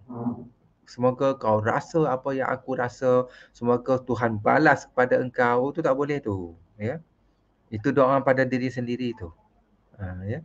Sebab itu, jika awak boleh memaafkan orang yang buat jahat pada awak, walaupun awak tak bersalah, dan awak berdoakan dia kebaikan, walaupun dia buat jahat pada awak, itulah dipanggil malaikat tak bersayap. Itulah dipanggil kekasih Tuhan. Itulah orang yang berhati mulia. Ya. Sebab tu kesan ni nanti awak akan rasa tenang, lapang, damai. Okey, jelas kan? Okey. Jadi tapi jangan paksa. Ada orang level 1 pun tak boleh pergi. Ya, dia marah. Ada orang boleh pergi level 1 tapi tak boleh pergi level 2. Itu pun baca skrip je. Tak apa, jangan paksa. So kita kena ingat satu benda, penyembuhan dalam kesihatan mental, dalam emosi kita tak boleh paksa. Kalau awak paksa penyembuhan, awak nak sembuh segera-segera, awak sakit. Penyembuhan akan datang naturally. Dengan cara awak mula hidup secara normal, awak fokus kepada kegembiraan, awak tak lagi fokus kepada benda-benda negatif, buat benda-benda yang happy, tenangkan diri, damai dengan takdir, penyembuhan akan datang secara normal, kefitrahan. Dia tak boleh dipaksa. Memaksa kesembuhan akan menyebabkan kesakitan lebih sakit. So relax dan tenang. Okey, jelas kan? Okey. So level kedua lagi best. Kita doakan dan doa tu dapat kita balik. Ya, betul yang ni ya. Jadi bila lepas level 2, awak boleh masuk level 3. Level 3 ialah kita dah doakan dia baik. Kita maafkan dia. Yang kedua, kita doakan dia kebaikan. Yang ketiga ialah kita buat baik dengan dia. Tapi ni kena mampu, tak mampu jangan. Kita jumpa dia, kita senyum. Hai, apa khabar? Dah makan? Selamat pagi. Kita tegur dia, kita buat baik dengan dia. Ya. Lepas tu kita masak nasi lemak, masak spaghetti. Kita bagi dia, nak tak saya ada 5 spaghetti, nak lah makan, saya bagi hadiah. Lepas tu dia nak naik pangkat, kita tolong dia dapat naik pangkat. Kan? Lepas tu dia susah, tayar kereta dia pancit, kita berhenti, tolong dia betulkan tayar dia, keluarkan tayar spare dia, masukkan tayar spare dia, dan simpan balik. Ataupun hari jadi dia, kita wish yang baik-baik, kita beli hadiah, kita buat baik. Walaupun dia pernah buat jahat pada kita. Okey, jelas kan? Tapi itu kalau mampu. Kalau tak mampu, I love myself lah. Jarakkan diri, sayangi diri sendiri, lihat kepada tahap kemampuan masing-masing dalam terapi memaafkan. Okey, itu ada maksud I save me from myself. Selamatkan diri awak sendiri, selamatkan diri kita daripada memori-memori silam yang sangat menyakitkan, penyesalan, kesedihan, dendam, kesumat, traumatik supaya tak lagi mengganggu kita hari ini. Nanti kita sakit. Sebab tu kalau kita berbual dengan orang-orang yang ada depression, yang anxiety, yang schizophrenia tu, kadang-kadang kita kesian. Orang ni jahat pada saya, orang tu enaknya saya, mereka tak adil pada saya, nasib saya begini, kenapa berlaku saya begini, saya takkan maafkan dia. Jadi banyak kenangan-kenangan lama dia yang tak lepas. Sebab tu dia sakit. Lepaskan. Dan kita kena ingat, dalam kehidupan ni, apa-apa saja benda yang dah berlaku. Apa-apa benda yang dah berlaku. Tak kisahlah baik ke buruk ke, benda yang telah berlaku tidak boleh diubah. Benda yang berlaku tetap berlaku. Awak mati hidup balik, mati hidup balik, mati hidup balik, benda yang berlaku tetap berlaku. Benda yang berlaku tak boleh diubah. Jadi kita tidak pernah menyesal perkara lepas dan kita tak pernah berdoa perkara lepas untuk berubah. Sebab perkara lepas tak boleh diubah. Dia lepas. Nama pun lepas. Jadi lepaskan. Itu hanya satu episod dalam kehidupan kita. Lepas tu, kita akan jumpa banyak episod-episod baru dalam kehidupan yang lebih indah, tempat-tempat menarik, kawan-kawan baru, pengalaman, experience bunga, gunung, ganang, orang yang lebih indah. Jangan terlekat dengan satu episod sedih. Nikmati keseluruhan episod kita dengan penuh keceriaan. Okey? Jelas kan? Okey. Dan itu adalah antara untuk lepaskan benda ketakutan, benda-benda penyesalan yang masa akan lepas tu. So ingat tadi saya sebut, terlalu menyesal tentang perkara lepas, sampai traumatik, dendam, kesumat, rasa teruk dan tak boleh terima keburukan, benda negatif, dihina perkara lepas dan tersimpan dalam diri kita, punca kepada depression. Sebab tu jangan simpan benda tu. Ya. Okey. Dan jika kita sentiasa takut kepada benda akan datang. Takut benda akan datang, biasanya kita takut besok apa akan berlaku, nanti kita sakit macam mana, ya. Nanti kalau kita kena COVID macam mana, itu akan menyebabkan anxiety. Sebab itu dalam kehidupan ini, kita kena bebaskan diri kita daripada ketakutan. Kita boleh takut. Jangan takut apa-apa. Dengan Tuhan pun sebenarnya kita tak boleh takut. Kita takut satu je dengan Tuhan, iaitu kita takut kita buat salah. Bila kita buat salah, nanti kita jauh daripada rahmat Tuhan. Itu kita takut. Artinya kita takut dengan perbuatan kita sendiri yang menyebabkan kita jauh dengan Tuhan. Itu kita takut. Tapi Tuhan tu sendiri penuh dengan sifat kasih sayang. Penuh dengan love. Sifat dia Ar-Rahman Ar-Rahim. Jadi kita tak perlu takut dengan Tuhan. Sebab dalam psikologi, apabila kita takut dengan seseorang tu, dia makin jauh. Tapi bila kita suka, kita sayang, dia makin dekat. Contohnya, saya dengan Nurul Hilwana ni. Kalau saya takut dengan Nurul Hilwana ni, sebab saya tengok dia garang, muka dia cengeng, dia suka cakap kasar dengan saya, dan dia ancam nak buat macam-macam dengan saya takut dengan Nurhana.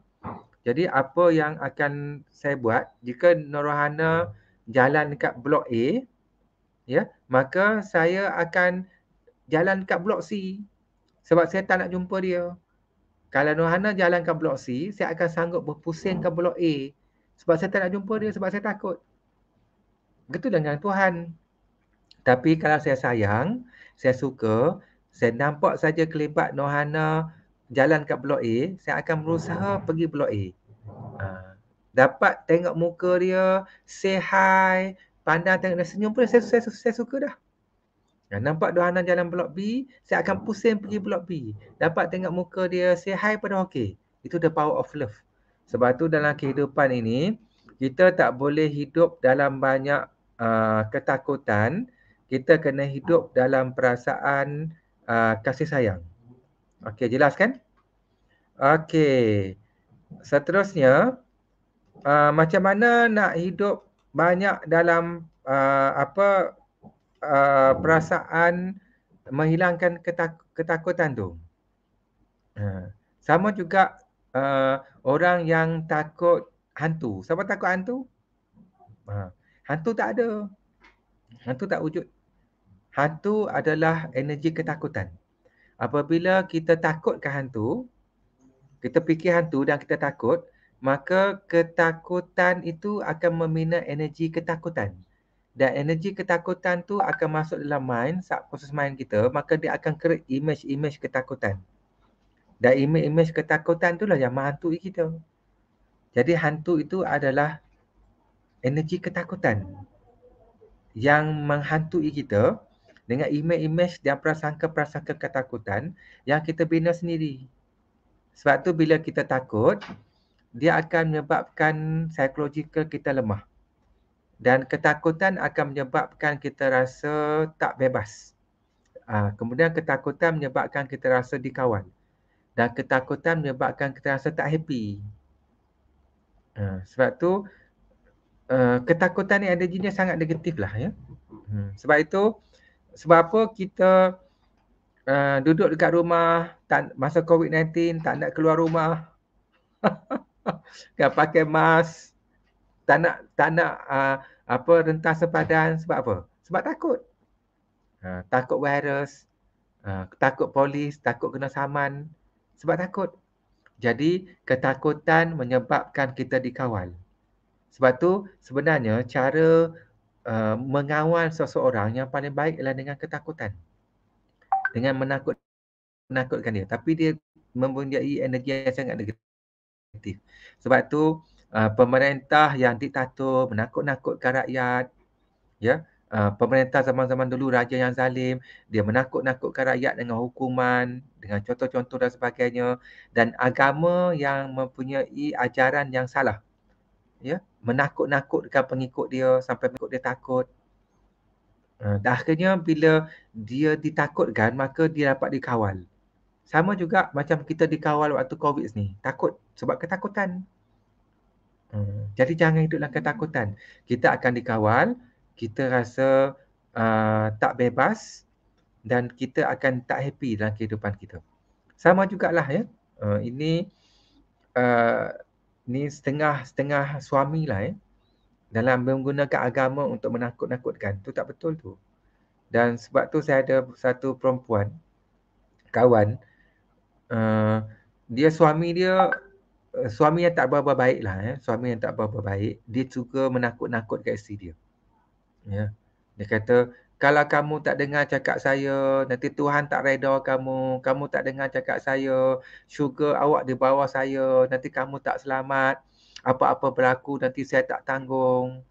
Kamu nak kebaikan, kamu mesti taat. Kamu jangan lawan saya. Nanti kamu dapat masuk neraka. Nanti kamu hidup kamu terseksa, Tuhan tak reda. Saya suami, kamu kena tak. Jadi perempuan tu jadi takut, isteri jadi takut. Bila takut, dia pun takut, duduk, diam, risau, bimbang. Sebab tu menggunakan energi ketakutan untuk kawal. Dan akhirnya kita tak bebas, kita tak kreatif dan kita tak enjoy life. Sebab itu, begitu juga dengan orang anxiety, dia banyak hidup dalam ketakutan. Takut mati, takut apa akan berlaku masa akan datang, takut dia tua. Okey, jadi macam mana nak buang ketakutan? Jadi nak buang ketakutan, kita guna satu teknik. Iaitu dia panggil, okey, sebut ramai-ramai. I don't care, but I love myself. Sebut ramai-ramai. I don't care, but I love myself. Maksudnya, kita tak fikirkan sangat benda-benda negatif tu. Yang penting ialah kita sayangkan diri kita dan kita menikmati kehidupan kita hari ini. Macam COVID-19, ramai orang dia sangat takut pada COVID-19 sebab hari-hari dia tengok maklumat, dia tengok TV, dia tengok internet, dia tengok WhatsApp, sampai akhirnya dia takut.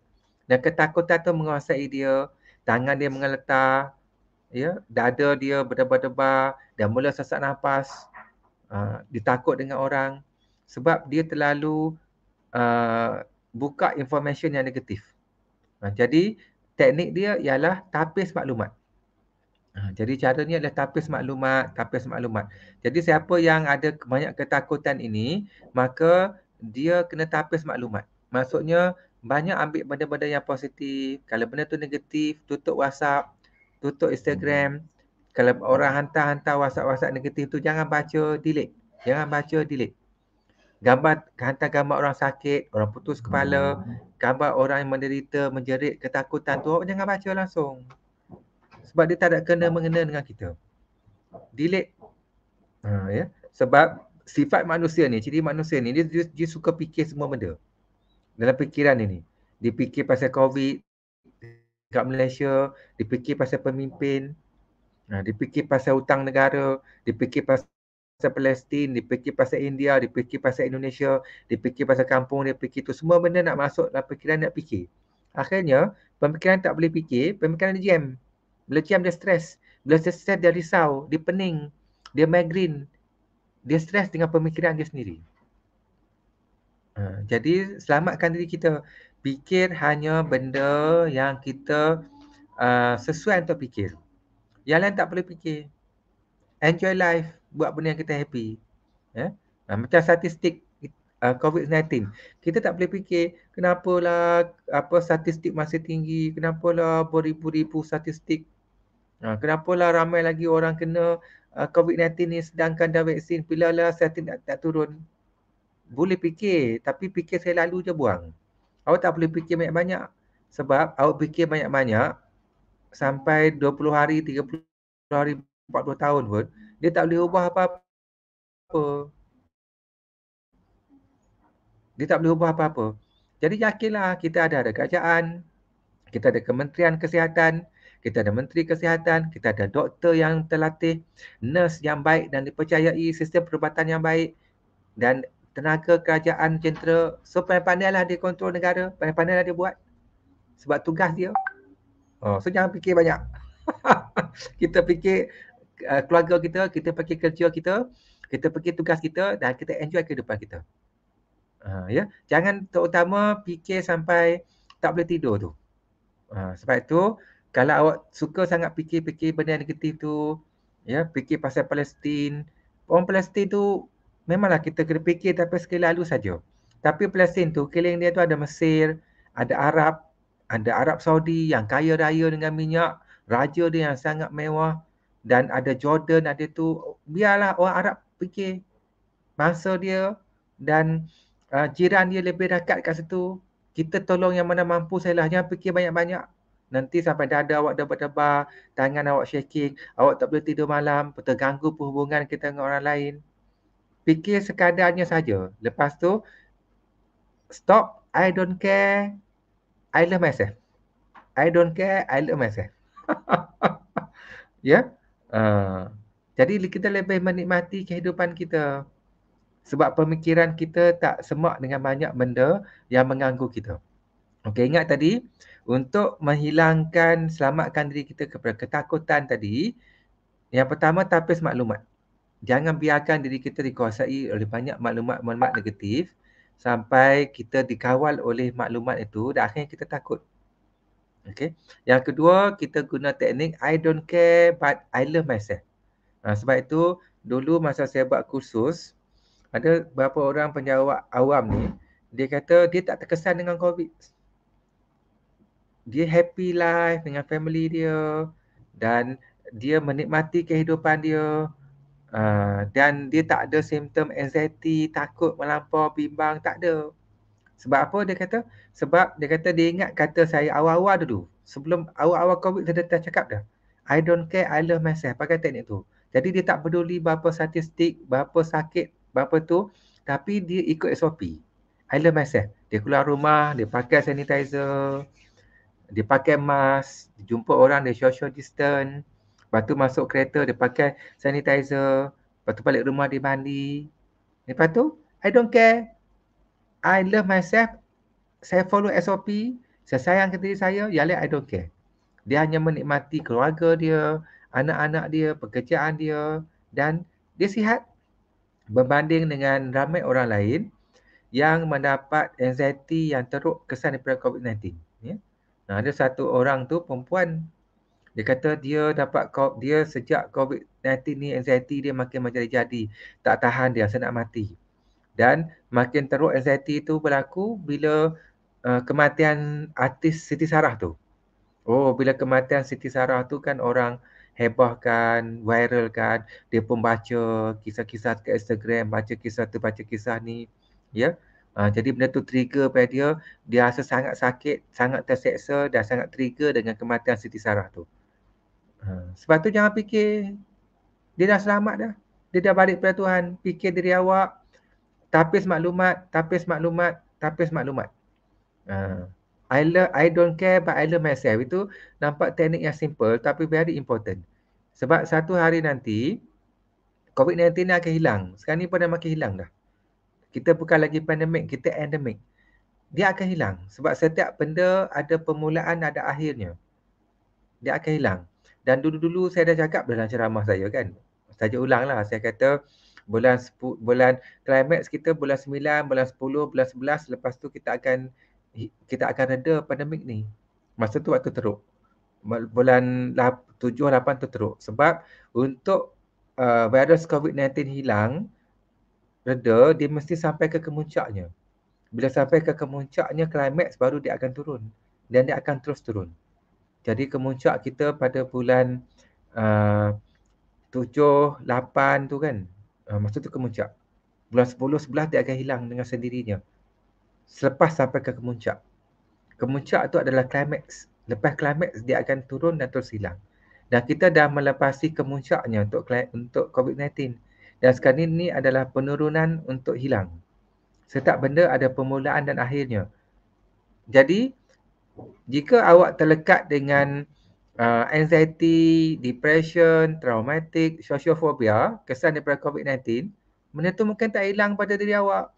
Walaupun COVID-19 tak hilang, tapi mungkin awak akan menderita 2 tahun, 5 tahun, 10 tahun ketakutan kepada COVID tu. Jadi kesian kat diri kita. Save me from myself. Selamatkan diri kita daripada benda-benda pemikiran-pemikiran negatif yang mengganggu kita tu. Jadi sekat maklumat, tapis maklumat, guna teknik I don't care but I love myself. Jadi kita akan terhindar daripada ketakutan dan ketakutan itu sebab maklumat itu kita tapis. Okey, jelas? Okey, dan lagi satu, kita kena ingat orang yang anxiety ni, dia biasanya trigger dengan kematian. Kematian, orang sakit, benda-benda yang menakutkan dia trigger. Sebab orang anxiety ni, dia bila dia sesak nafas tu, dia pergi panic attack tu, dia tak ada nafas. Tak ada nafas. Bila tak ada nafas tu, dia akan fikir satu saja, nak mati, nak mati. Sebab tu orang anxiety, dia trigger kepada kematian. Sebab tu dia tak boleh tengok sangat orang sakit, tak boleh melawat sangat orang mati, baca berita-berita tentang kematian, ya, ataupun tengok berita-berita yang menakutkan, dia akan trigger. Jadi caranya apa? Caranya ialah untuk hindarkan anxiety ini ialah kita kena buat benda yang kita happy. Yang boleh menyebabkan kita menikmati the power of now, the present moment tu. Jadi tekniknya ialah mari kita senaraikan 10 perkara yang sangat seronok kita lakukan. Siapa yang dia kata saya tak adalah benda yang hobi. Saya tak tahu hobi saya apa. Saya tak tahu saya suka buat apa. Saya tak tahu saya suka makan apa. Maksudnya awak tak enjoy life. Maksudnya awak tak menikmati kehidupan. Awak hidup macam robot untuk nafsu je. Sebab tu slow down, relax, enjoy. Slow down, relax, nikmati kehidupan. Ya. Jadi teknik dia senaraikan 10 perkara yang bila kita buat kita rasa happy, kita enjoy, kita seronok. Jadi contohnya yang pertama ialah saya suka hiking. Oh, seronoknya hiking, saya naik ke bukit, saya tengok pokok-pokok besar, saya boleh bau pokok itu, saya boleh tengok daun-daun matahari. Sampai saya hiking tu, saya naik ke bukit, tengok pokok, bau pokok-pokok alam tu, hilang semua masalah. Okey, yang pertama hiking. Jadi selagi kerap awak buat hiking, maksudnya awak semakin sayang diri awak. Tapi kalau awak suka hiking, tapi dah 2 tahun, 3 tahun awak tak pergi hiking, maksudnya awak tak sayang diri awak. Senarai lagi apa dia? Makan coklat, makan aiskrim cornetto, masak, buat kek, bersembang dengan kawan-kawan. Siapa kawan awak? Saya ada 2 orang kawan yang sangat baik. Satu nama dia Mood, satu nama dia Mid. Wah, itu memang kawan baik saya. Okey, bilalah awak spend dengan kawan masa kawan baik awak. Jadi selagi awak interaksi, sembang, makan sama-sama, gelak sama-sama, maksudnya awak sayang diri awak. Buat perkara yang kita gembira. Ya. Jadi senaraikan 10 perkara yang kita happy, dan bila kita dah ada senarai tu, 10 perkara tu yang memang betul-betul kita happy lah. Jadi kita mesti buat paling kurang 3 hari kita mesti buat satu. 3 hari kita buat satu. Macam 3 hari ni saya suka masak, saya masak. Buat kek, seronok bau dia. Lepas tu saya pemakan sedikit bagi jiran-jiran. Okay, lagi 3 hari apa pula? Dari 3 hari saya suka tanam pokok. Okay, 3 hari saya pergi tanam pokok baru. Dan saya sembang dengan pokok tu, saya baca, saya tengok pokok tu makin segar. Okay, 3 hari lagi apa? 3 hari saya suka naik basikal. Pergi kawasan bukit. Okey, saya naik basikal pula. Jadi setiap 3 hari, kitaran 3 hari, 3 hari, kita akan buat perkara yang kita gembira. Tapi kita kena listkan 10 perkara yang memang kita happy buat. Sebab itu bagi orang-orang yang depression, yang anxiety, sorry to say lah kalau tanya dia apa yang dia suka buat, apa yang dia happy, apa yang dia enjoy dalam hidup ni, dia cakap dia tak ada apa dah. Saya tak ada apa dah yang seronok. Semuanya tak happy, semuanya tak seronok, semuanya sedih, semuanya tak sayang. Jadi kalau dulu dia minat Instagram, dia dah tak minat Instagram. Kalau dulu dia minat pergi diving, tengok batu karang, tengok ikan berwarna-warni, sekarang dia tak minat dah. Sebab dia dikuasai oleh kesedihan, keputusasaan ataupun ketakutan. Sebab itu antara teknik yang bagus untuk orang anxiety ataupun depression ni dipanggil reschedule the happiness activity. Macam teknik saya ajar tadi. Kita minta dia senaraikan 10 perkara yang dia minat buat, dan setiap hari tu kalau dia teruk, kita akan minta dia buat 3 benda yang dia gembira. Satu waktu pagi, satu waktu petang, satu waktu malam. Dia mesti buat supaya dia tak duduk dalam bilik, tak menangis, tak mengeluh kesah. Pagi dia buat apa? Okey, pagi saya suka makan nasi lemak. Okey, pergi makan nasi lemak. Dengan siapa? Dengan kawan-kawan. Okey, tengah hari, petang saya suka main futsal. Okey, pergi main futsal, make sure main futsal. Malam saya suka baca buku sambil discuss dengan kawan. Pergi baca buku. Besok pula buat apa? Besok pagi saya suka jogging. Pergi jogging, tengok cahaya matahari bersinar. Rasai keindahan, kesegaran cahaya matahari. Buka hati dan buka minda dan nikmati cahaya matahari. Nampak kan? Jadi lakukan perkara yang kita happy dan mendatangkan keseronokan pada kita. Nanti badan kita akan keluarkan hormon-hormon serotonin, dopamine dan sebagainya yang menjadikan hidup kita ceria. Jadi hidup kita lebih bermakna dan lebih indah. Dan dia akan menangani semua ketakutan, kebimbangan dan penyesalan tu. Itulah dipanggil save me from myself. Artinya kita sendiri yang kita selamatkan diri kita daripada pemikiran kita sendiri, penyesalan ataupun ketakutan tu, supaya diri kita akan lebih tenang. Satu lagi, saya tak sempat nak cerita teknik dia. Kita kena selamatkan diri kita daripada perasaan terlalu sedih ataupun terlalu cepat marah. Siapa yang terlalu sedih? Cepat-cepat sedih, sikit-sikit sentap, itu pun tak bagus. Dia kena selamatkan diri daripada perkataan cepat sedih tu. Satu lagi ialah terlalu cepat marah. Sikit marah, sikit tengking. Sikit salah ke orang lain. Jadi dia kena selamatkan diri dia daripada perasaan pemarah tu.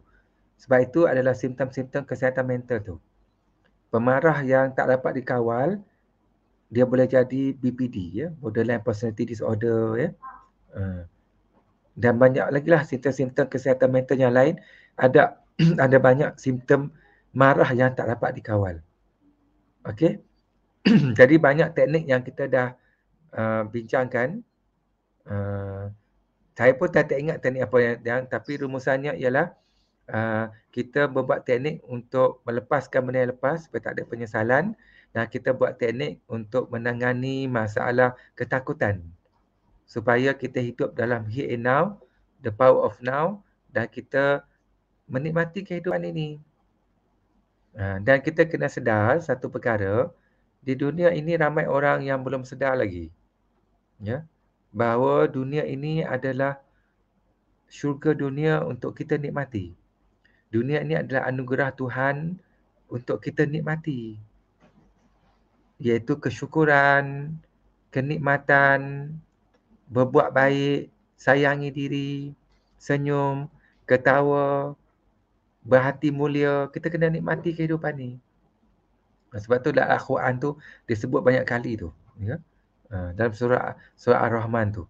Nikmat mana yang kamu dustakan, nikmat mana yang kamu dustakan, nikmat mana yang kamu dustakan. Itulah nikmat-nikmat tu, bukan nikmat selepas mati tu. Nikmat tu lah nikmat kehidupan kita hari ini ni.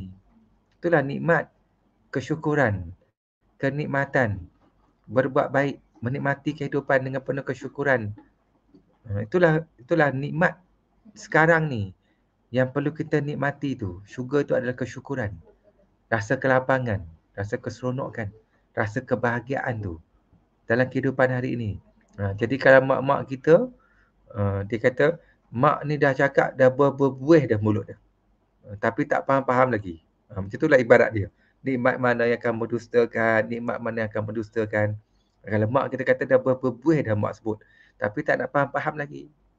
Jadi nikmati kehidupan ini, lepaskan benda-benda yang lepas, dendam, kesumat, amarah, episod-episod sedih, ditinggalkan, frust. Kita suka pada orang tu tapi orang tu tak suka kita, lepaskan dia. Teruskan perjalanan happy, nanti kita akan jumpa orang yang suka kita. Ya, dan jangan takut kepada masa silam. Dan ketakutan ni datang sebab maklumat-maklumat yang berbagai-bagai yang tak pasti yang mencipta ketakutan dalam diri kita. Jadi kontrol maklumat, tapis maklumat, dan I don't care, I love myself, dan fokuskan kepada 10 perkara yang kita happy buat. Jadi kalau saya tanya, apakah 10 perkara yang awak happy buat? Kalau awak tak dapat jawab dengan laju dan cepat, maksudnya awak tak sayang dengan diri awak. Jadi list, susun, kemudian tick. Ni dah buat, ni dah buat, ni dah buat. Oh, ni belum buat lagi. Satu lagi melancong. Oh, saya sangat suka pergi melancong. Saya nak pergi melancong luar negara. Saya nak pergi Jepun. Okey, hold dulu. Tapi awak kena buat. Walaupun awak tak dapat buat sekarang, tapi awak ingin buat benda yang awak suka buat, itu pun dah happy dah. Dah seronok dah. Simpan dalam list. Okey, jelas Okey, moderator, masa tinggal lagi 10 minit. Jika ada soalan, kita boleh jawab. Mana Haikal? Banyak ada Prof. Banyak ada Prof kongsi malam ni.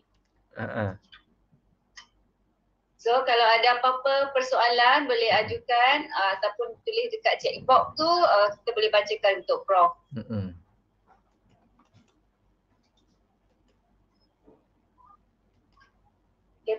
Prof, tadi ada soalan daripada student ni, dia PM saya tepi, dia minta saya tanyakan dekat Prof sebab dia malu. Tak apa. Dia kata, apakah prosedur nak dapatkan rawatan secara profesional? Nombor 2, berapakah anggaran kos rawatan? Dan yang ketiga tu, macam mana nak bagi tahu kawan-kawan untuk tolong kita? Okey, dia rawatan ini bila kita tahu kita ada masalah, kita ada stres, kita perlukan rawatan, itu bukan tanda kelemahan. Itu adalah tanda kita sayangkan diri kita. Tanda kita orang sihat. Sebab itu kita kena bersyukur bila kita nak dapatkan rawatan. Untuk dapatkan rawatan, dia ada 2 jenis, ya. Yang pertama ialah rawatan tanpa perubatan. Maksudnya belum tahap psikiatris lagi. Dia bila kita stres, bila kita konflik, tak boleh tumpukan perhatian, dah ada kenangan silam yang negatif. Tapi kita masih boleh kawal, tapi diri kita dah cedera, tapi kita masih boleh kawal lagi. Cuma kadang-kadang kita rasa sedih, kadang-kadang itu mengganggu kita. Maka kita perlukan seseorang terapi untuk bantu kita.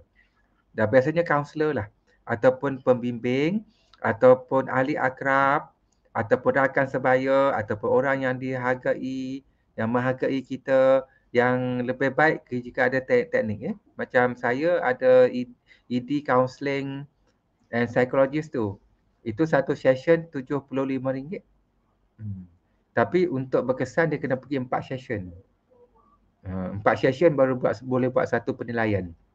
Tapi kalau tak nak pergi ke terapis yang berbayar macam ni, dia boleh pergi banyak organisasi lain yang menyediakan terapis tanpa bayaran.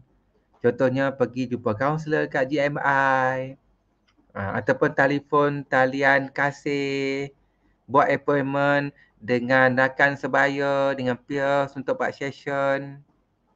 Boleh, ya. Cuma kadang-kadang tu macam private sector ataupun pelajar-pelajar universiti ni dia tak nak ada rekod. Jadi dia suka pergi berbayar ni. Jadi dan apa benda apa dalam kehidupan ni satu benda sajalah apa-apa yang berbayar tu kadang-kadang tu dia lebih baik sikit. Macam kita lah nak hantar anak kita sekolah tadika free dengan berbayar. Berbayar ni dia baik sikit sebab kita bayar. Tapi kalau yang tak berbayar ni pun okey juga. Kan? Tapi yang berbayar ni lain. Ya. Tapi kalau mampu ke tak mampu, no problem. Ada banyak pusat-pusat khidmat terapis yang boleh pergi tanpa bayaran. Termasuk dekat kaunselor psikologi di hospital. Tapi tu dah nak masuk tu susah pula. Kena buat appointment dan sebagainya kan. Okey. Kalau nak maklumat ni boleh pergi kat FB saya lah. FB saya Prof Mas Positif. Banyak maklumat saya kat situ. Okey. Tapi andai kata lepas kita jumpa terapis tu sendiri akan boleh analisis diri kita. Ataupun kita boleh analisis diri kita sendiri jika kita memerlukan rawatan psikiatris. Rawatan psikiatris biasanya ada 4 simptom. Yang pertama ialah dia rasa sedih, dia rasa marah, dia rasa teruk dan benda tu tak boleh dikawal.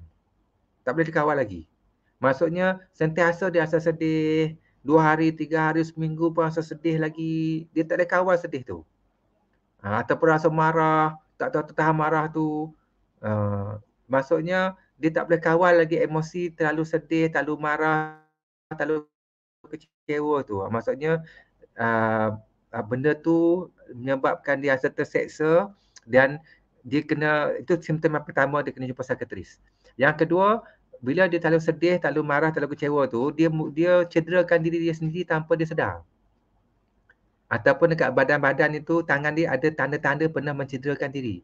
Sama ada dia kelarkan tangan ke, ataupun dipukul badan dia sendiri ke. Jadi itu tanda kedua. Dia kena jumpa psikiatris. Maksudnya dia pernah mencederakan diri dia sendiri ya, tanpa dia sedar ataupun tanpa sedar. Yang ketiga, apabila dia selalu mendengar suara-suara desakan daripada dalam yang menyuruh dia cederakan diri dia atau cederakan orang lain. Macam dia kata kawan dia jahat, dia dendam nak bunuh kawan dia, ataupun dia dengar suara, dia nampak pisau, suruh tikam diri dia sendiri, dia nampak diri dia tergantung, dia nampak darah, dia dengar suara kata mati. Itu dia panggil hallucination tu. Itu kena jumpa psikiatris, simptom yang ketiga. Simptom yang keempat ialah apabila dia mula untuk mencederakan simptom yang menyebabkan dia nak mencederakan. Kita ringkaskan 3 simptom tu je lah ya. Yang pertama ialah dia ada perasaan emosi yang tak dapat dikawal. Yang kedua, dia mula mencederakan simptom mencederakan diri sendiri. Yang ketiga tadi ialah apabila dia dengar suara desakan untuk cederakan diri untuk orang lain. Dan yang keempat ialah dia nampak benda-benda yang orang lain tak nampak, yang tak wujud. Dia nampak dia naik kebayan, dia nampak UFO, ya. Dia nampak benda-benda hitam, mengganggu diri dia sampai menjerit, dia takut tapi benda tu tak wujud. Ini dia kena jumpa psikiatris untuk ambil rawatan perubatan. Dan kalau jumpa dengan terapis pun, kaunselor akan nasihatkan pergi. Ya, dan dalam kesihatan mental kita kena ingat rawatan awal very important. Sebab banyak kes kesihatan mental mereka tak buat rawatan awal. Rawatan awal tu maksud saya tak semestinya psikiatris tu. Rawatan awal adalah jumpa terapis, terapi akan susun balik pemikiran, susun balik perasaan, susun balik emosi dia. Jadi kalau ada dendam kesumat, dia boleh lepaskan. Kalau ada kemarahan, dendam, dia memaafkan. Kalau ada ketakutan tu, dia akan susun balik. Jika dia pernah rasa bersalah, maka dia berdamai balik dengan takdir. Lepas tu dia dapat memahami tentang kehidupan dia. Dia lebih tenang. Rawatan awal adalah jumpa dengan terapis. Kerana kalau jumpa dengan psikiatris ni sebenarnya agak terlewat sikit. Ya, agak terlewat sikit. Tapi lebih baik jumpa psikiatris awal daripada keadaan makin teruk. Ya, maksudnya delusion, hallucination dan kesedihan dia yang tak amat sangat tu, lebih baik dia buat rawatan medication. Okey, terjawab soalan tadi ke ada lagi yang tak terjawab? Okey, satu lagi lupa. Dia sebut macam mana nak dapatkan rawatan tadi. Okey, nak dapatkan rawatan jika awak asal perlukan bantuan, yang pertama awak kena cuba rasionalkan rawat diri sendiri. Tapi kalau diri sendiri tak boleh rawat, awak rasa teruk juga, awak kena jumpa dengan rakan baik, teman, ahli keluarga untuk bantu awak. Cerita masalah awak, peluk dia, menangis dekat dia dan dia akan bagi nasihat. Sebab tu kawan-kawan kena tolong kawan-kawan yang lain. Sebab tu PRS, rakan peers tu very important tu. Tapi kalau kawan pun tak boleh bantu, awak kena pergi jumpa dengan profesional. Sama ada akrab, pembimbing, kaunselor, psikologis. Dan kaunselor dan psikologis pun dia tahu limitasi dia. Dan jika dia pun tak boleh bantu sebab awak dah masuk kepada kontinum masalah mental yang serius, dia pun akan refer awak pada psikiatris. Dan untuk jumpa psikiatris maksudnya kena jumpa dulu kaunselor, psikologis untuk dapat rawatan awal. Dia akan tahu. Sebab psikiatris ni tak boleh jumpa terus. Psikiatris ni mesti dijumpa melalui jumpa MO dulu. Jumpa medical officer, jumpa doktor biasa kat klinik. Awak bagi tahu doktor, saya stres. Biasanya doktor ke nurse dia bagi awak DAS. Dia pun tengok tahap stres, kemurungan, depression, anxiety awak. Lepas tu dia tanya, awak bercerita saya dengan suara, saya nak menceritakan dia sendiri. Jadi doktor tu dia akan buat surat. Okey, klien ini, pasien ini dia ada simptom depression, dia mula nak mencederakan diri sendiri, dia tak dapat kawal perasaan, kesedihan dia dan saya referkan kepada psikiatris.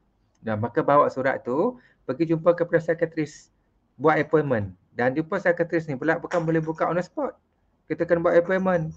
Kadang-kadang sebulan, kadang 2 bulan, kadang 3 minggu, kecuali masuk mulai kecemasan. Itu cepat. Jumpa psikiatris dan cerita betul-betul simptom awak dan berdasarkan analisis simptom dia akan jaga masa tu. Maka psikiatris akan beri rawatan medication untuk ubah chemical dan hormon dalam pemikiran tu supaya tenang balik. Tapi kita kena ingat satu benda, satu benda yang sangat penting. Rawatan ubat psikiatris tidak menyembuhkan sepenuhnya. Dalam psychopharmacological pun dia akui itu. Rawatan ubat psikiatris ni bila awak ambil, dia masuk dalam darah, dia pergi ke sel-sel, dia pergi ke otak, dia betulkan sistem elektromagnetik dan sebagainya, maka awak punya ketakutan pun hilang sikit. Sedih awak pun dah mula reduce. Getar tangan pun dah mula hilang. Sebab sistem ubat chemical tu. Sebab tu dia ada kesan dia, awak rasa lemah, awak rasa tak larat, mengantuk, nak tidur. Itu simptom biasa ubat psikiatris. Ya, dia hanya menghilangkan simptom awal. Simptom-simptom awal dalam biological. Tapi apa yang menyembuhkan ialah rawatan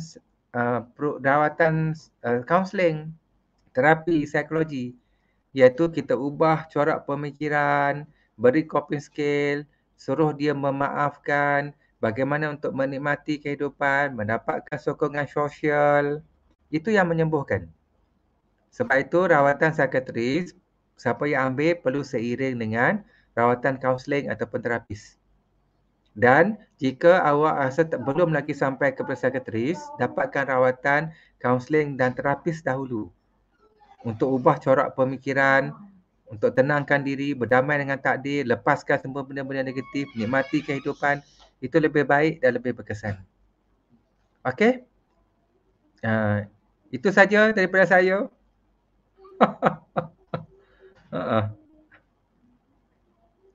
Gangguan tadi, Prof. Ya? Tak ada gangguan tadi. Ada orang share mungkin ada gangguan kot. Tak apa. Kita tak payah highlight lah gangguan tu. Kita highlight yang baik-baik je. Alhamdulillah. Okay, minta maaf ya Prof atas gangguan tersebut. Okay, Zakwan? Ya, Miss. Ada lain ke? Ada. Okay. Okay. Terima kasih Profesor Dr. Muhammad Aziz Shah. Banyak yang kita dapat dari season kali ini. Kita dapat tahu kita patut lepaskan dendam perasaan yang telah lepas. Jika kita tak lepaskan, makin lama dia makin melarat dan memudaratkan diri. Selain itu, saya suka juga dengan ayat Prof. Jangan terlekat dengan satu episod daripada mana-mana drama atau series.